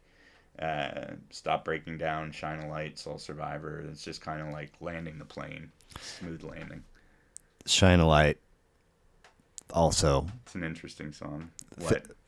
Killed it? FM radio killed it? No. It gets covered by Fish. Yeah. Often. And it's like, I mean, talk about goosebumps. It's so glorious. It's absolute. What's the best venue you've seen Fish play? Man, I've seen him a bunch at Red Rocks. MSG was, I mean, I still need to see a show at Red Rocks. They seldom pick shitty venues. I mean, they're all. So what ultimately took me way too long to discover, because he's still, it's my 350th show and I've never seen Mound. It's like, shut the fuck up. Like, or I'm chasing, I've never, it's like, the set list, if there's any gags, if there's any like what happens in the show, in essence, and I'm old enough now to say this, is very minuscule in comparison to the excitement. Because I mean, if I've seen 82 shows, I've seen 41 of them with the same dude. Right. Yeah, I've always had people that I'm going to these shows with. It's and an life event. Life takes you places. Yeah. So fuck the set list. It's the excitement when the tour gets announced and did you get tickets, and then traveling where can we meet up, hooking up with your friends, partying, what you do during the day, what you do after the show, the travels home, the reflecting back on the whole thing. The set list is a small piece. Right. But it's talked about a lot because they come up with it sort of on the fly, and you never are going to see the same. Well, some people, it's the missing baseball card from their Topps 1985 collection, or something like that. I have a group of Pearl Jam fans. Yep. They are a traveling band too. Yep. Same. How many times have you seen them? Pearl Jam? Yeah. Once, 1992, Day on the Hill in Lawrence. You were one of the people that I was there, man. I was there. For real. Never seen them since. They're a band you should consider catching up with. They are aging very well. Sure. I 10 was an anthem for all of us. Versus high school for me, 10. But then Versus, I was like, and then the third, Vitology, and I was like, I don't. And I just went a different direction because I was into something else. A better live band in the second half of their career than they've ever been a studio band. Fascinating. And so people who say, I really don't prefer Pearl Jam, I listened to 10 and kind of lost interest. I get it. I get it totally. That doesn't mean I tried hard. Right. It's just the way it went down. First time I saw them was 2001 at an outdoor venue in Phoenix. They were still a really young band then, but between, say, 95 when 10 came out, was it 91? 91. So I had still gone 10 years of Pearl Jam being this big band in the 90s that I'd never seen. Second time was 2009 at the Sprint Center. And they're still a loud band that plays great songs over 2.5 hour sets. Sure. So that checked a good box for me. The third time I saw, and then they started doing these, it's not the right word for it, but like boutique tours, right? Fewer nights. Sorry. You don't have to move. Fewer nights, fewer cities. And that's when people would travel more to go see them. Yeah. And I think that they played Wrigley Field in 2016. They came back and played 2 nights at Wrigley in 2018. I think you're right. And I caught one of the Wrigley shows. Okay. And it's exactly what I needed on a hot August night. Like, there's nothing better than the right fucking live show. Yeah. And right around that time, there was like a PJ 20 something. 25 at that point. But they video. They did a big show in Milwaukee, and a bunch of people went to it. Yeah. Anyway, so they were. Now you get what's like Godfather status. Like once you kind of make it, you're still the same core band after 25, 30 years. You can tour when you want, where you want, put out a record or not, as long as, they're happy that they're still making new music. Yeah. And that's great. And they'll play like 2 or 3 songs out of a 2.5 hour set. And the rest of it is all the stuff you want to hear, like the Fish set list type thing. Then, so that would have been 2018. They announced a tour in 2020. COVID shuts it down. New album and a tour in 2020. COVID shuts it down. They hold for 2021. 2022, they shuffle the deck. They re-announce all of their tour dates. The tickets that I had in Oklahoma City were now on my birthday in 2022. Okay. Nothing wrong with going to see a Pearl Jam show on your birthday. No. Right? Oklahoma City? They don't do Kansas City because Kansas City is not the Sprint Center is a AXS. It's not a Ticketmaster. Okay. So I'll drive 5 hours to go see Pearl Jam. Ironic. Why? Oh, because they used to fight Ticketmaster. Yeah. It is a little. But bit. But my curiosity was, were you living there or did you travel to see him? I got no problem with a 5-hour drive to go see Absolutely a live not. show. Of course. 6-7 hour drive. Sure. Whatever. I get on planes for him all the time. Oh, my thing with the planes is I'll work a half day. I'll get on like a 1 or 2 o'clock flight that puts me in the city in time for happy hour. So I land, I get my bearings straight. I'm at the venue, a bar across the street for 2 hours before the show starts. I'm in a hotel room at midnight, and I'm on a 6-7 in the morning flight the next day. I've done that for Springsteen, U2. Those are massive violations from my code of conduct, which is never travel day of show and never leave day after. Right. You need your comfort. Exactly. No, I've done it quite a bit actually. Because then I'm only missing like 24 hours of work. Yeah, but like I'm talking if I get 15 vacation days, and then I've got some what do you call those? Floating. Yeah, floating and whatever, blah blah blah. I'll burn a week. Okay. Around if I'm gonna go see 3 nights of shows. Yeah. I'll burn a week, and like I'm traveling casual. Maybe I play around to golf. Maybe I go party, whatever it is. Maybe I go to another town and see a person. Yeah. Whatever it is. But as long as I'm not, because TSA stresses me the fuck out. And I don't want to come home from all that and then the alarm goes off the next morning. Yeah. For some reason, I can do it, and I do it well. Good for you, man. The crew that met up in Oklahoma City in 22 just met up in St. Paul over Labor Day for Pearl Jam last month and a half ago. Cool. So now we've got a meetup crew, and people were coming from Virginia, Connecticut. Oh, dude, that's Kansas great. City, Omaha, yeah. And everybody's flying, and there's an Airbnb or that kind of thing? We're all hanging out. And, Very cool. He's got 50 shows. I've got 5. He's got 3. He's got 10. Yeah. And it's just like family. It's the same. Absolutely. It's the same with your fish Absolutely, guy. Yeah. I'm not, after Exile on Main Street, the Stones coast for a long time. How long's long? It's 20. You talking decades? Yeah, okay, I am. Well, there's an album called Some Girls, which has some of the hits on it. What I would call Stones hits, this is where they do become the world's most overrated bar band, because they're just cranking out rock music. They're no longer putting in the thought and care of Gimme Shelter, You Can't Always Get What You Want, whatever. They're not ballads. They're just thoughtful, creative rock songs versus, I said that the Stones have been around so long that they're just writing opposites. They got a song called Happy. They got Sad, Sad, Sad. They got Mixed Emotions. They've got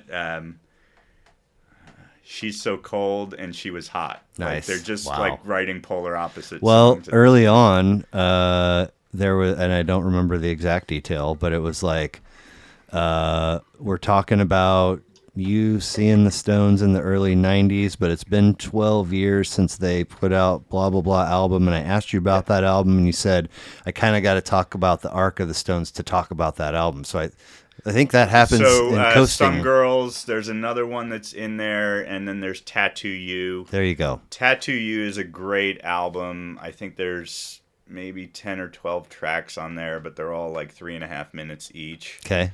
So it's a great earworm. It's funny, the song Start Me Up. Like, every band has their closer, right? Whether it's Dancing in the Dark, Every Breath You Take, Start Me Up. And I know people that hate is a strong word, hate the Stones, hate Start Me Up. As far as every band has that song, Start Me Up is probably my favorite, that song. Okay. Of all of them. Well, you have, we would not have the same story because I was born a Chiefs fan. Sure. And in '89, when Carl Peterson took over as GM, all of his titles, brings in Marty, really says, okay, I'm going to reinvent the tailgate scene. And start me up the kickoff song. Sure. And so it's like, oh, don't play that, please. You know what I'm saying? Meaning now, it got overplayed, overexposed, or it's in your heart. I'm getting it fed, through FM radio, and then also every kickoff at every televised. So when you hear it, is it a good thing or a bad thing? No, it's a bad thing. I just, it grinds you. Yeah, it's nails on the chalkboard. Now were I able discovering it now without either of those? I probably would like it a lot, but It's just too much. I'm picking it up off of vinyl copy that I shared with my twin brother, and we burned that album out. So it's really like it's sort of dear to me in that regards. Fair. They sold it to Microsoft to launch Windows 95 too. Interesting. Yeah. Okay. Wow. Yeah, and so, but there's some other bangers on that. So I'll give Some Girls and Tattoo You a spin. When it's like. It's Friday and I'm listening to the Stones today. Okay, fair enough. Yeah, I want to get in a good vibe. Yeah, those are two albums that I'll crank out on the Stones. They've continued to produce Rolling Stones music. They continue to tour. I saw them again in 2016 on what was called the Zip Code Tour. I thought it would be more fun to see them play in Nashville than here in Kansas City. Very cool. Went to the Johnny Cash Museum. I was going to say, was it an awesome trip? It was another 24-hour turnaround trip. Okay. Long drive on that one. Yeah. But what's the main drag in Nashville? I haven't been. It's just shops, bars, restaurants. Yeah. Live music everywhere. It's a good little honky-tonk strip of bars. Yeah. We had a good time doing that. We did the Johnny Cash Museum, and we saw the Stones play. Cool. Where, somewhere in that mix, Steel Wheels. That's when I'm really aware. Steel Wheels came out when I was in high school. That was after Tattoo You. Yep. That was a big album, big tour. There was a big Mixed Emotions. You're not the only one. Oh yeah.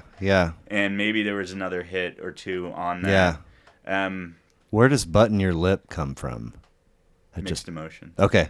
Yeah. They were making Rolling Stones music. Yep. And they were still in competition, or there was no competition for bands that could sell out stadiums. Well, I mean, who's left of the Madonna folks? Was doing more arena. Michael Jackson was all arena. Of the peers that they started with. Yeah, the Beatles weren't there. The Who wasn't there. The Eagles are fighting. We're back together. Yeah. We're not. We are again. Did you ever see them in concert? Nah. I've heard amazing things. But also, they were the very first. It was like, did you hear that the Eagles are charging $189 back in the 90s? And it's like, what? Or whatever, Yeah. They went expensive earlier. I think the Eagles are a lot more dynamic than Steve Miller, but without question, they've been crushed by FM radio in the way that the Stones were for you. Or that's Steve how Miller. We arrive at the taxi scene in The Big Lebowski. Okay. Do you know this movie? I've seen it enough times, but not recently. Okay. So you know who's playing Lebowski? Jeff Bridges. Yeah. And he's coming out of he's going from one shitty situation to the next, basically. Right. And I mean, he gets laid, he gets high, he gets drunk. So but he just keeps coming into, he's just duding his way through life. Just clubbed on the head. I forget exactly, but he gets in a taxi, and I think it's Take It Easy or Peaceful Easy, and he's in the back, and he's like, "Man, can you turn this?" And the guy's like, "The fuck?" And he's like, "Man, I'm having a really bad day, and I hate the fucking Eagles, man." And the taxi driver jams on the brakes and pulls over and gets out and get the fuck out of my cab. Right. It's a great scene. No, and I think we all have our things Yeah. The sacred cows. Acceptable and unacceptable. Yeah. So, anything else Stones-wise before your honorable mentions? No, I don't think so. Okay. No. Fair enough. That was a treat, really. Thank you. Again, never have I sat down. Like I think I tried the Stones and I tried the Grateful Dead in high school, and it was like the Grateful Dead Skeletons from the Closet, their greatest hits, dog shit. Yeah. It's not it's not. It's for short hair guys like me. Yeah, and just I was like, I don't want play it at a high school party. I don't want to hear Casey Jones. I don't want to hear Truckin'. Get that shit out of here. Anyway. So to have, it's forced new music you give me that list. I'm like, yes. And I'm also like, shit, I gotta go. I would tell you there's probably, we'll say 20 songs off the 4 albums that would make you a very good Stones playlist. I love it. I might have to curate Grab one of those. Some of their early stuff. Yeah. Or allow me to create it for you, dude. I'll do it. I would be honored. I'll do it. Can you keep it to 20 though? Ish. It depends. It needs to go north of 90 minutes so that you're really getting some like earworm stuff in there. 4 minutes a song, 20 songs. That's 80 minutes. Yeah. Okay. I'm gonna put in some other some Keith Richards stuff too. Okay. Songs fair enough. Made by and made for Keith. I will be extremely geeked out at 2 things. Yeah. Well, I mean 3 if we count you actually doing it and sending. Oh, I don't think I'll be able to listen to it in your. It doesn't matter. Send it however you send it, and I'll make it work. But I will geek out about song selection and song sequence. Because I'm assuming you're a person that is song sequence is important. It'll mostly be in chronological sequence. That's fair. I feel. That's fair. Yeah. Okay. Right on. So honorable mentions. Who are? Well, I want my question before you and I list our honorable mentions. Which podcasts? What are we on? 91. Yes. 1 through 90. Awed you in a way of I've never considered that music in that capacity before.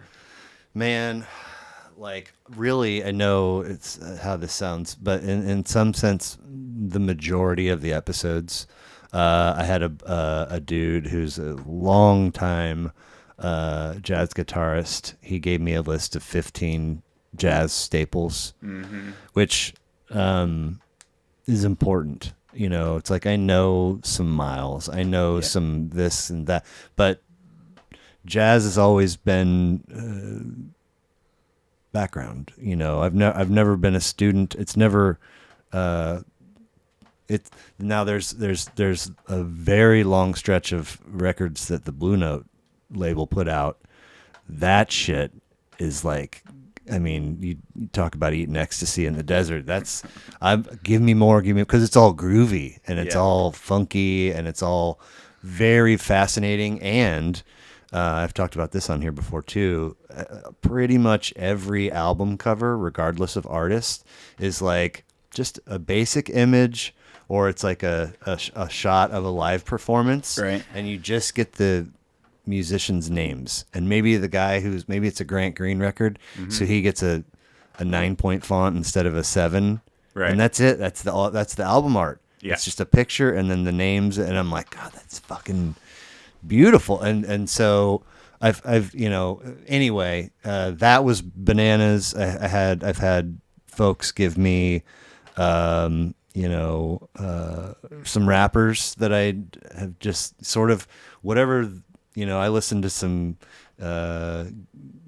gangster rap in the late 80s, and then some rap and hip hop in the early 90s, and then sort of around that same time, everything just started to dissipate from my ears, and it's like all the shit that people are putting out now is fucking dog shit. And from rap, I can name 10 rap bands that I like and that I listen to. But for the most part, rap is mood music. Okay. Yeah. It's funny. It's party. Yeah. It's not rock and roll. Yeah. I'll go into some of that when we pick albums. Keep it the question on 1 through 90. What kind of like wowed you? I can say the Cheeto Flow. His episode was a 5 records, snapshot of some pockets of music that I never would have. Maybe I discovered those 5 artists, or maybe I knew one of them ahead of time. Maybe I discovered those eventually across, but as a delivery. There was just some really, really amazing stuff in there. And so he was episode 59. But I mean it when I say that everybody's, almost every single episode has had something amazing and wonderful about it. Did anyone bring in like skeletons from the closet, or did you filter that out? Like, no, we'll skip that one. I'll have my guy call you. I don't believe a Grateful Dead record has yet to make anyone's list. But so nobody brought in like, a mainstream like Steve Miller Band's greatest hits. One person did that I can think of off the top of my head, and it when I saw it, I was like, and then when I got it out, I was like, oh yeah, this is like the exception. What was it? Steve Miller's? No, God. What was it? Timepieces. Eric Clapton. Yes. Yeah. Great record. I know it's not a record; it's a collection, but still, it's the collection of songs that is that album is. There are some. I'd have to look up others that are legit. What is a separate question before we get into our honorable mentions? What is a band you didn't discover until later in life? God, most of them. I mean, yeah. The rabbit hole like thing, I'm trying to force myself in small doses right now down the Wu-Tang rabbit hole, because I got 36 Chambers on cassette when it came out. I was like, this isn't for me. Wilco. There was a bunch of bands that I tried to listen to or did listen to in like 04, kind of trying to fill that void that got created. Yep. And it's like, I don't get it. I did the same thing with Kanye, My Morning Jacket, and some of those I've revisited and been like, oh yeah, I'm a different person now. That's part of it. But a lot of bands I didn't discover until when I was growing up. The things that were fed to me made sense. Yep. Enough so that I didn't skew away. Like, my brother has great taste in music, whatever he's listening to. And there's also some element of like street cred. Like, well, I'm not going to tell anyone I like Wham. Like, that's gay. I didn't get into the Clash until later in life. Great example. I walked around going, anybody that listens to the 3 C's, losers. Clash and what else? Cult, Cure.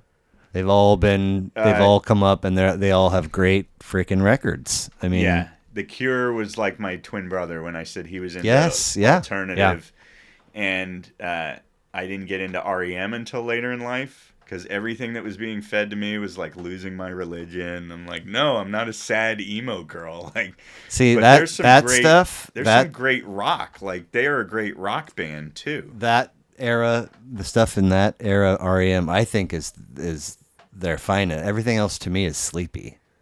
There's some later stuff. Living Well is the Best Revenge. The album's called Accelerator. Okay. It's a great rock album. Came out in the 2000s. And then off that, if you're on Spotify, there's a great live album, Accessible. So Clash, REM, Sam Cooke I didn't get into until later in life. And I never have. I've never tried. While you're cooking, put on his One Night in Harlem album. Okay. Yeah. Nice. Yeah. And Chuck Berry I didn't get into until later in life. Because again, I don't know if it was very specifically a black-white thing. I mean, my mom had Buddy Holly. Why would she not have any Chuck Berry albums? But Chuck Berry is the seed of all things rock and roll. Right? Yeah. Yeah.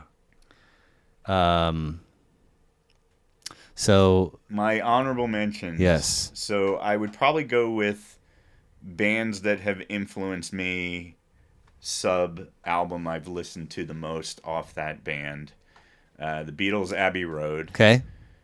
It's almost too, this is not a word, but too historical for me to talk about. That album tells a story that I can't even explain, per se. There's just a lot of dynamics into that album. That album's become my go-to Saturday morning album. What are you, an early riser? I'm an early riser. Even when you're not working? My body can't help waking up at about 6 o'clock in the morning before the house gets up. I've got a prayer, meditation, journaling routine, and then I play Abbey Road and do some reading. Have you left your bedroom yet when you're doing these things? Prayer in the bedroom, meditation and journaling in the living room. Okay. Are you a coffee drinker? Oh, yeah. Before you're doing these things before coffee? Prayer comes before coffee. Okay. Then coffee. Before the house is up, who else is there? Well, I just started dating a girl, and she's not sleeping over all the time yet. Okay. And my daughter is every other weekend. Okay. No animals? No animals. Okay. I love dogs. I love other people's dogs. The problem is I like to take trips. And so then you have the additional time and expense of kenneling your dog or inconveniencing a friend to come stay at your place. Yeah. I mean, sometimes people enjoy it. It's a nice little, if it's a weekend, go hang out, maybe have a friend over for a drink and hanging out with that person's dog. And how old's your daughter? I got one is 18. Okay. She's a freshman at K-State. Nice. And she's a used record store girl of her own direction. Very cool. And then I have a 9-year-old who's a 4th grader at Leawood Elementary. Okay. Slowly becoming a record store girl. Okay. So every other weekend? Yeah. And things between you and her mom, or? It depends on what story's being told. And I mean, if we're talking logistics and co-parenting, which are the two things that are in a healthy... then everything's fine. I mean, I drive that train. Yeah. How many kids do you have? 2. How old? About to be 13 and just turned 10. Boy, girl? Girl, then boy. Is a 13-year-old girl into good music yet? I mean, I like things that she likes, but she's not into necessarily what I'm into. Okay. So a lot of Taylor Swift and Katy Perry, and not anymore, but I mean Olivia Rodrigo. She was a fascinating story. I like that stuff, and I also seek common ground with her. I mean, she's sprinting away from me, and I'm, about to tear her jacket. And so, divorced dad. Yeah. Okay. Yeah. You get him every other weekend. So mom is at the end of the block. Okay. Literally. Yeah. And we have 4 transitions a week. Okay. So they sleep here Sunday, Monday, and Thursday, Friday. Okay. So they're gone. So when I offer Tuesdays and Saturdays primarily, it's because anyway. So, but I'm glad that you saw the direction that I was going in that, because if we're being good and responsible dads, you gotta hammer out, you gotta set aside the logistics and the co-parenting and keep them as drama free as possible, and then whatever else, the other shit is whatever. As long as the focus is on them, right? I will do whatever I need to do to be a great dad. And the great thing that comes out of a unhappy marriage is that you can be the dad that you want to be. For some people, for worse, but for what seems like guys like you and I, for better. Yeah, I mean, I'm not gonna lie. It pains me to hear every other weekend. Like, that's not enough. Like, I'm used to it. Yeah. When the older kid was 2, I split up with her mom, and that it just so the kid was 2 by 3, 4, 5 kindergarten school calendar. We were at every other weekend, like Tuesday nights and every other weekend. This is the kid who began exploration in the used record store and the Westport thrift clothing stores. Cool. Yeah. Right on. She has twice said Dad, there's a band playing at the Truman. Mom doesn't want to go. And before I even know who, I'm just like, yeah. And who have they? So you've seen 2 shows with her? I've seen the 2 at the Truman were AJR. Okay. And Making Movies. Okay. Making Movies covered a whole Radiohead album. Okay. That was pretty badass. And then I took her to go see a friend play at Lemonade Park this past summer. Who? David Luther. Okay. And, God, you want to talk about the price of tickets? I took her to see Springsteen at T-Mobile this past February. Did she enjoy? I picked her up. I said, are you more looking forward to seeing Bruce Springsteen or seeing your dad see Bruce Springsteen? And she goes, seeing my dad see Bruce Springsteen. You and I, as music aficionados, would probably agree that call it Sprint Center, call it T-Mobile, it was built more for basketball tournaments than it was for rock concerts. Well, and hockey was supposed to be part of that mix. Oh, keep wishing. Yeah. No, I mean that's. No, I know, but it was not. It was not Mario built. Teased us. Yeah. With the Penguins. Yeah, and we were like, okay, and then he's like, they did it for me. It's like, he was using it as leverage. Yeah. Well, that's a whole nother conversation of what would float better here, pro basketball or pro hockey. And honestly, I think the answer is neither. If you had to pick, I think hoops probably wins. People are more educated in hoops, but the KU fan is not going to sacrifice his time and money for KU to go see the Timberwolves or whoever, the Thunder. OKC Thunder or something. I will say you're OKC. We are a less educated hockey town. For sure. So I think we're a less educated hockey country. Hockey region, hockey country. I mean, could we sell 12 to 15,000 hockey tickets, 40 times a year? How many regular season 82. games? So 41. So 41, yeah. I'm not sure this town could sustain that. No, and I don't even know if you sell 15, what's capacity there with ice down? 18 plus. If you sell 15, is the franchise still hurting because they're not moving enough of the 3,000 that are left over? Sure. Probably. Sure. I mean, making the playoffs and playoff tickets and concessions and merch in the postseason, that's where owners begin to make money on the season, typically. Okay. Typically. Now, I'm not trying to speak for original 6 teams like the Rangers and the Bruins and so forth. People here don't know what that means. Well, original 6 teams. I play on Wednesday nights and Independence, and actually we're called the White Russians, and Lebowski's on our jersey with a holding. Oh, sweet. Yeah. I always thought that we should have 2 home games a year from the OKC Thunder. Because then we would start to buy merch and follow the team, and TV revenue would go up, and merch would go up, and blah, blah, blah. Work out some kind of win-win deal with the franchise to expand their fan base into the city. We, for our half of spring break this year, we went to Oklahoma and went down to Tulsa and then over to Muskogee and then for a couple days, and then OKC, and we're there for a couple nights, 3 days, and the final night we went to a Thunder. Was it the Knicks or the Nets? It was fucking awesome. My daughter was like, I like the outfits the cheerleaders are wearing. Sure.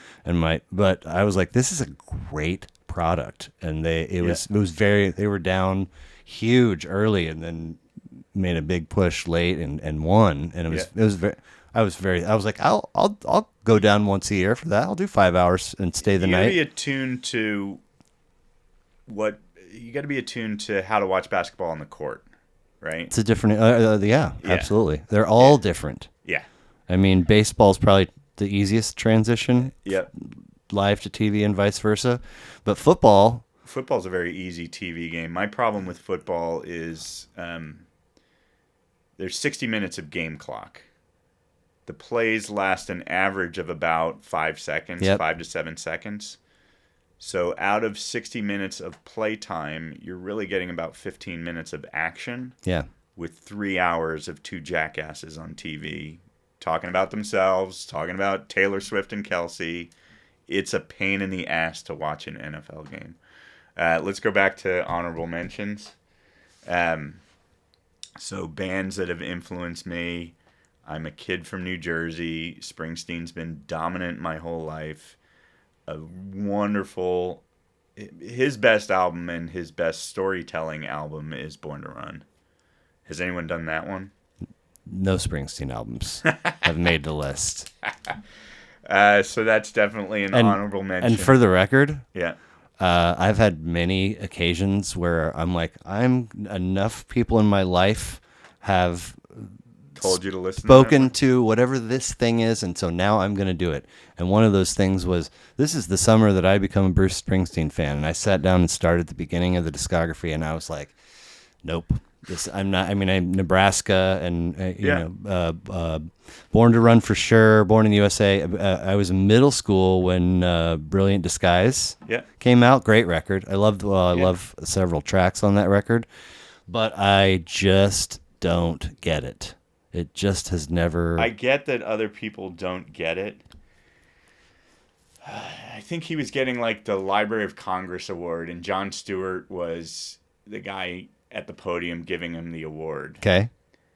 And Jon Stewart, also from New Jersey. Okay. He said, when I listened to Bruce Springsteen, I was no longer this loser kid from New Jersey. I feel like I was listening to music about a loser kid from New Jersey. That's great. But I'm not trying to yuck your yum. No, it's just like, it's how I grew. He was the soundtrack, of course, from like age 8 to 18 of me sitting in my room in suburban New Jersey. Yeah, that's our guy. With the lyric sheets. Yeah, yes. And so it is something that people from New Jersey get and can't explain to other people. And really, nor should they have to. But I get that people want to, or maybe are sometimes forced to. Anyway. Well, you know what's funny is John Mellencamp is a pretty good musician. Mm-hmm. I have never in my life heard anyone go, you know who I fucking like? Mellencamp, man. That guy just does it for me. Right there in that Quiet Riot window of the early 80s, he was banging out some fucking hits. Yeah.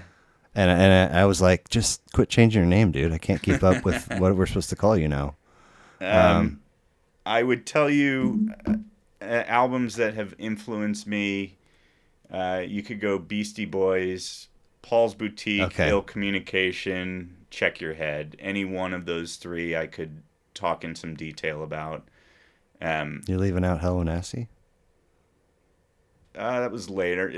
That's my run of albums. All right, fair enough. I like Radiohead quite a bit. Anyone done Radiohead? Oh yeah. I mean, it's probably about 3 albums that boil to the top. In Rainbows has appeared. OK Computer has appeared maybe more than once. Nobody has done the Bends, and nobody has done Pablo Honey. Just maybe those Benz two. Is great. Yeah. First time I saw Radiohead was New York City, August of 2001. Okay.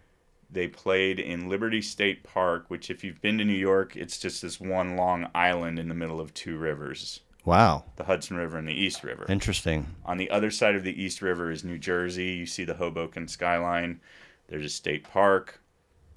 Radiohead set up their stage with the New York City skyline lit up at night behind them, and then the Statue of Liberty over there. Cool. Now, I said this was August of 2001. Oh, yeah. We took a ferry back across the river. My brother's living in the East Village at the time.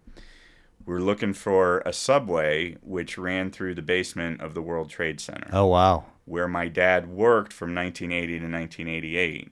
So I was a kid growing up, days off of school. I'd go into the office with my dad, through that subway station, up the escalators, up the elevators to his office on the 100th floor. Nobody knew in August 2001 what was going to happen in September of 2001. Of course not. 9/11, the buildings came down. That Radiohead show cemented me as a lifelong Radiohead fan, but the cherry on the sundae was that I got to have an intimate goodbye in the basement of the Twin Towers. Wow. Where my dad used to take me in on the train, and, I didn't realize it at the time. That was a gift. Yeah, that's cool, man. To be able to be there with my brother on that. That's really cool. Yeah. So Beastie Boys, Radiohead, Beatles.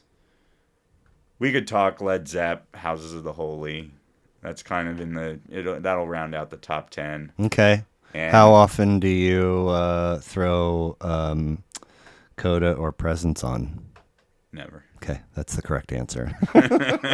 Good. Yeah. I just I forget. I was thinking about putting Coda on, and then I thought about other shit because I was going through like Zepp 1, Zepp 2, and then I'll usually jump to Houses of the Holy, Physical Graffiti, and In Through the Outdoor. Yeah. In Through the Outdoor is great.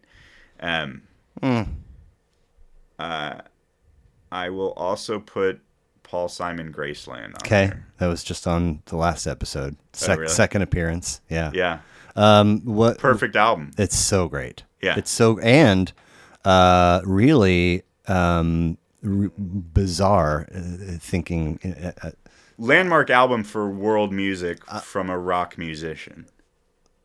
At a time when rock music, like we came out of the 70s into the 80s, and it's like synthesizers and cocaine and new wave, and then Paul Simon's like, "How about this?" And we're like, "Whoa!" I don't think any of us knew that we needed that, but we needed that, and it still holds up today. It's still fantastic. Yeah.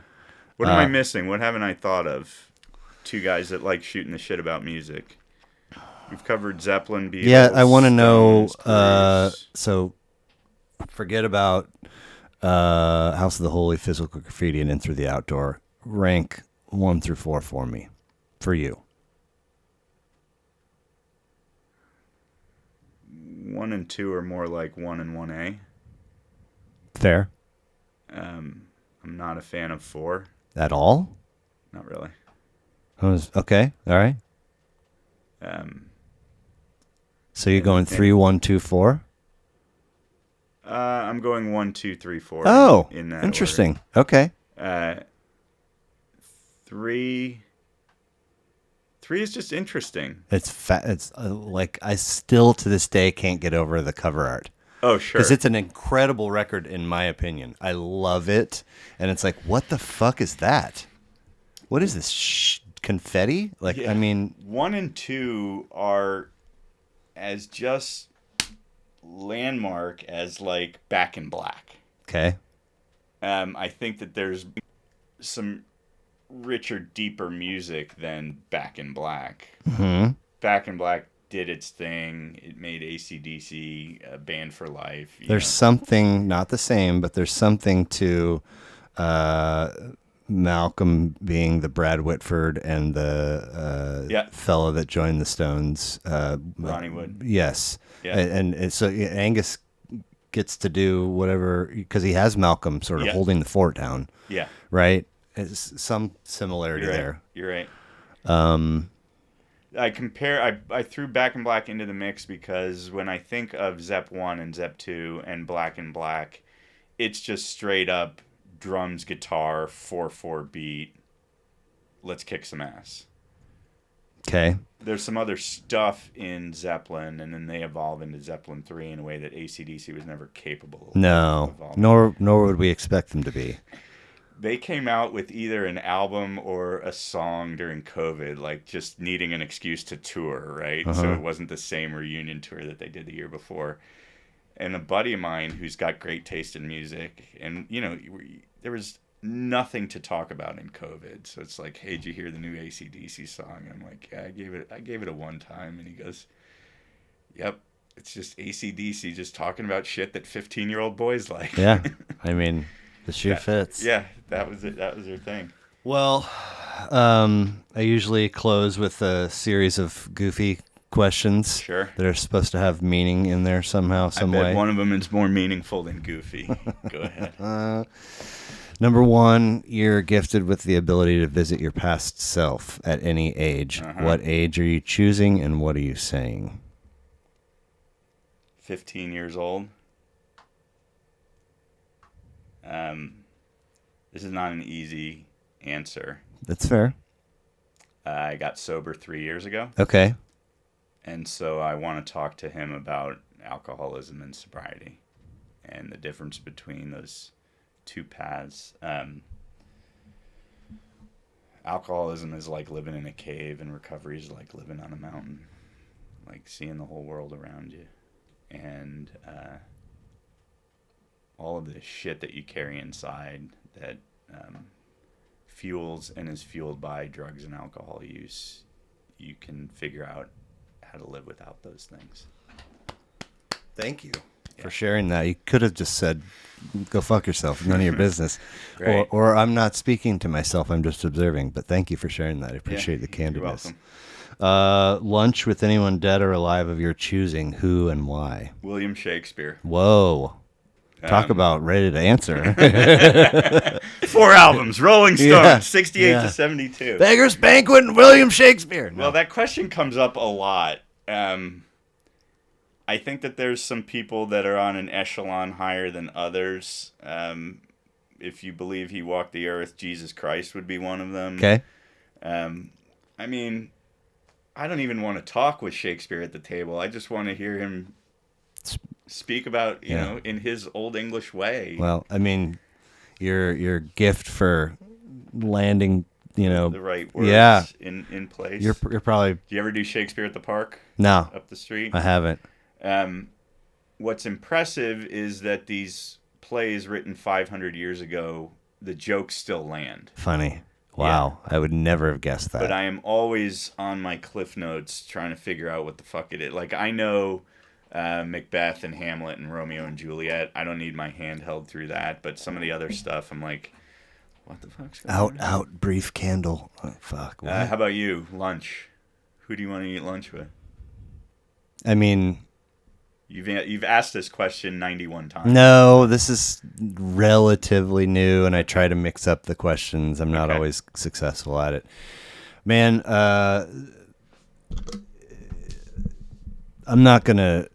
You talk about hand-holding. I'm not going to hold your hand and say this is the album path that you should pursue. Sure. Regarding Frank Zappa, but I will encourage you to at some point go down the YouTube rabbit hole of interviews. Sure, it is, I mean, immense, and he is so insanely. I mean, you know about Congress with Dee Snider and John. He just all these politicians were like, get this fucking guy out. He destroys that whole PMRC. Yeah. To blah blah blah. So that he was would all about putting warning labels on music, explicit content, parental, and so just lunch would not even scratch the surface about the mind. But then there's been some things that have kind of always very delicately pointed in the direction of kind of a dick. I know that a lot of geniuses are, and the family trust has been very, very tight with what happens and who can do what with and what's available and so on and so forth. He was, carrying a large outfit, 6, 7, 8, 9 people, musicians, and on tour, record whatever, and it's like if you're, he's not Winston's were his thing. There's a line where he says once or twice I socially experimented with marijuana, and that was it, drugs wise. Really? So if you're a guy that maybe is you come in one day and you're a 9.9 instead of 10 in terms of sharpness and lucid. Like I think he would give you the business. Right. Like you can't party. You got it. We're here to do this thing, not you do that somewhere else. Yeah. And Springsteen had that policy too. Okay, interesting. And Clarence always like. Okay. So there's a number of authors. Gary Snyder.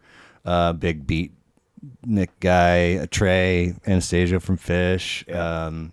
I mean, I've got a short list. But we could go on and on and on. Yeah. And some Hunter S. Thompson. Some celebrities you only know what you see. Yeah. Yeah. And who knows if Patrick Mahomes is smarter. He was the next name coming out of my mouth. Or still eating Cocoa Puffs. Yeah. Exactly. Complete this for me, please. Sure. The world would immediately become a better place in which to live, if only.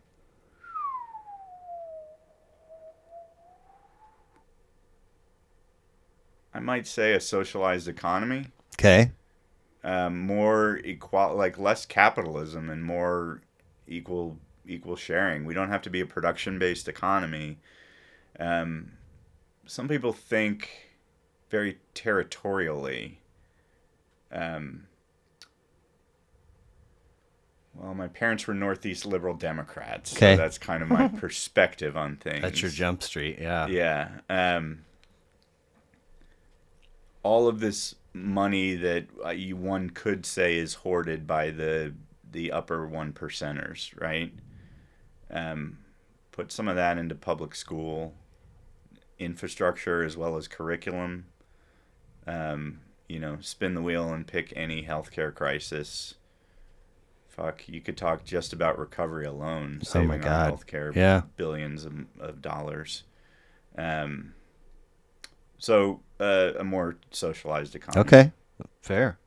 You're old enough to remember Fear Factor, the show with Joe Rogan? Yeah. Where you lay on a cot and they dump 80,000 cockroaches on you or whatever. What's gonna scare the bejesus out of me? What is your snakes? Okay. So if somebody came and said, "You got to," Could I sit in a coffin full of snakes? No. No. Fair enough. Me either. Also, I'm not sitting in a coffin with one snake. Also, I'm not sitting in a coffin. I mean, it's like I don't mind the coffin experience. I've never had the coffin experience. Right. But I go to Kill Bill, where they bury her alive. I would have had anxiety would have consumed me in 4 seconds. There's an old joke of pick a dead celebrity. Charlie Watts. Do you know what he'd be doing right now if he was alive? Banging on the coffin going, "Let me out, let me out." God damn it. Well, and then the final question we've actually already covered, so I'm going to omit it and replace it with a trusty standby, and that's this: true or false? It is okay and acceptable to wear the T-shirt of the band to their show. False. That is correct. Any concert goer knows that one. Right.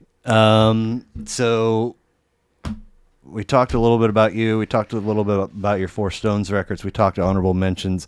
Is there anything you want to plug before we get out of here?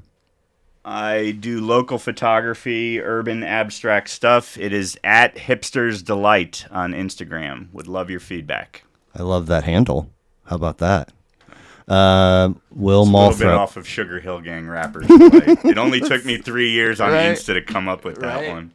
Thank you very much for being here. I appreciate it. It was a wonderful discussion. Talk to you soon. All right, take care.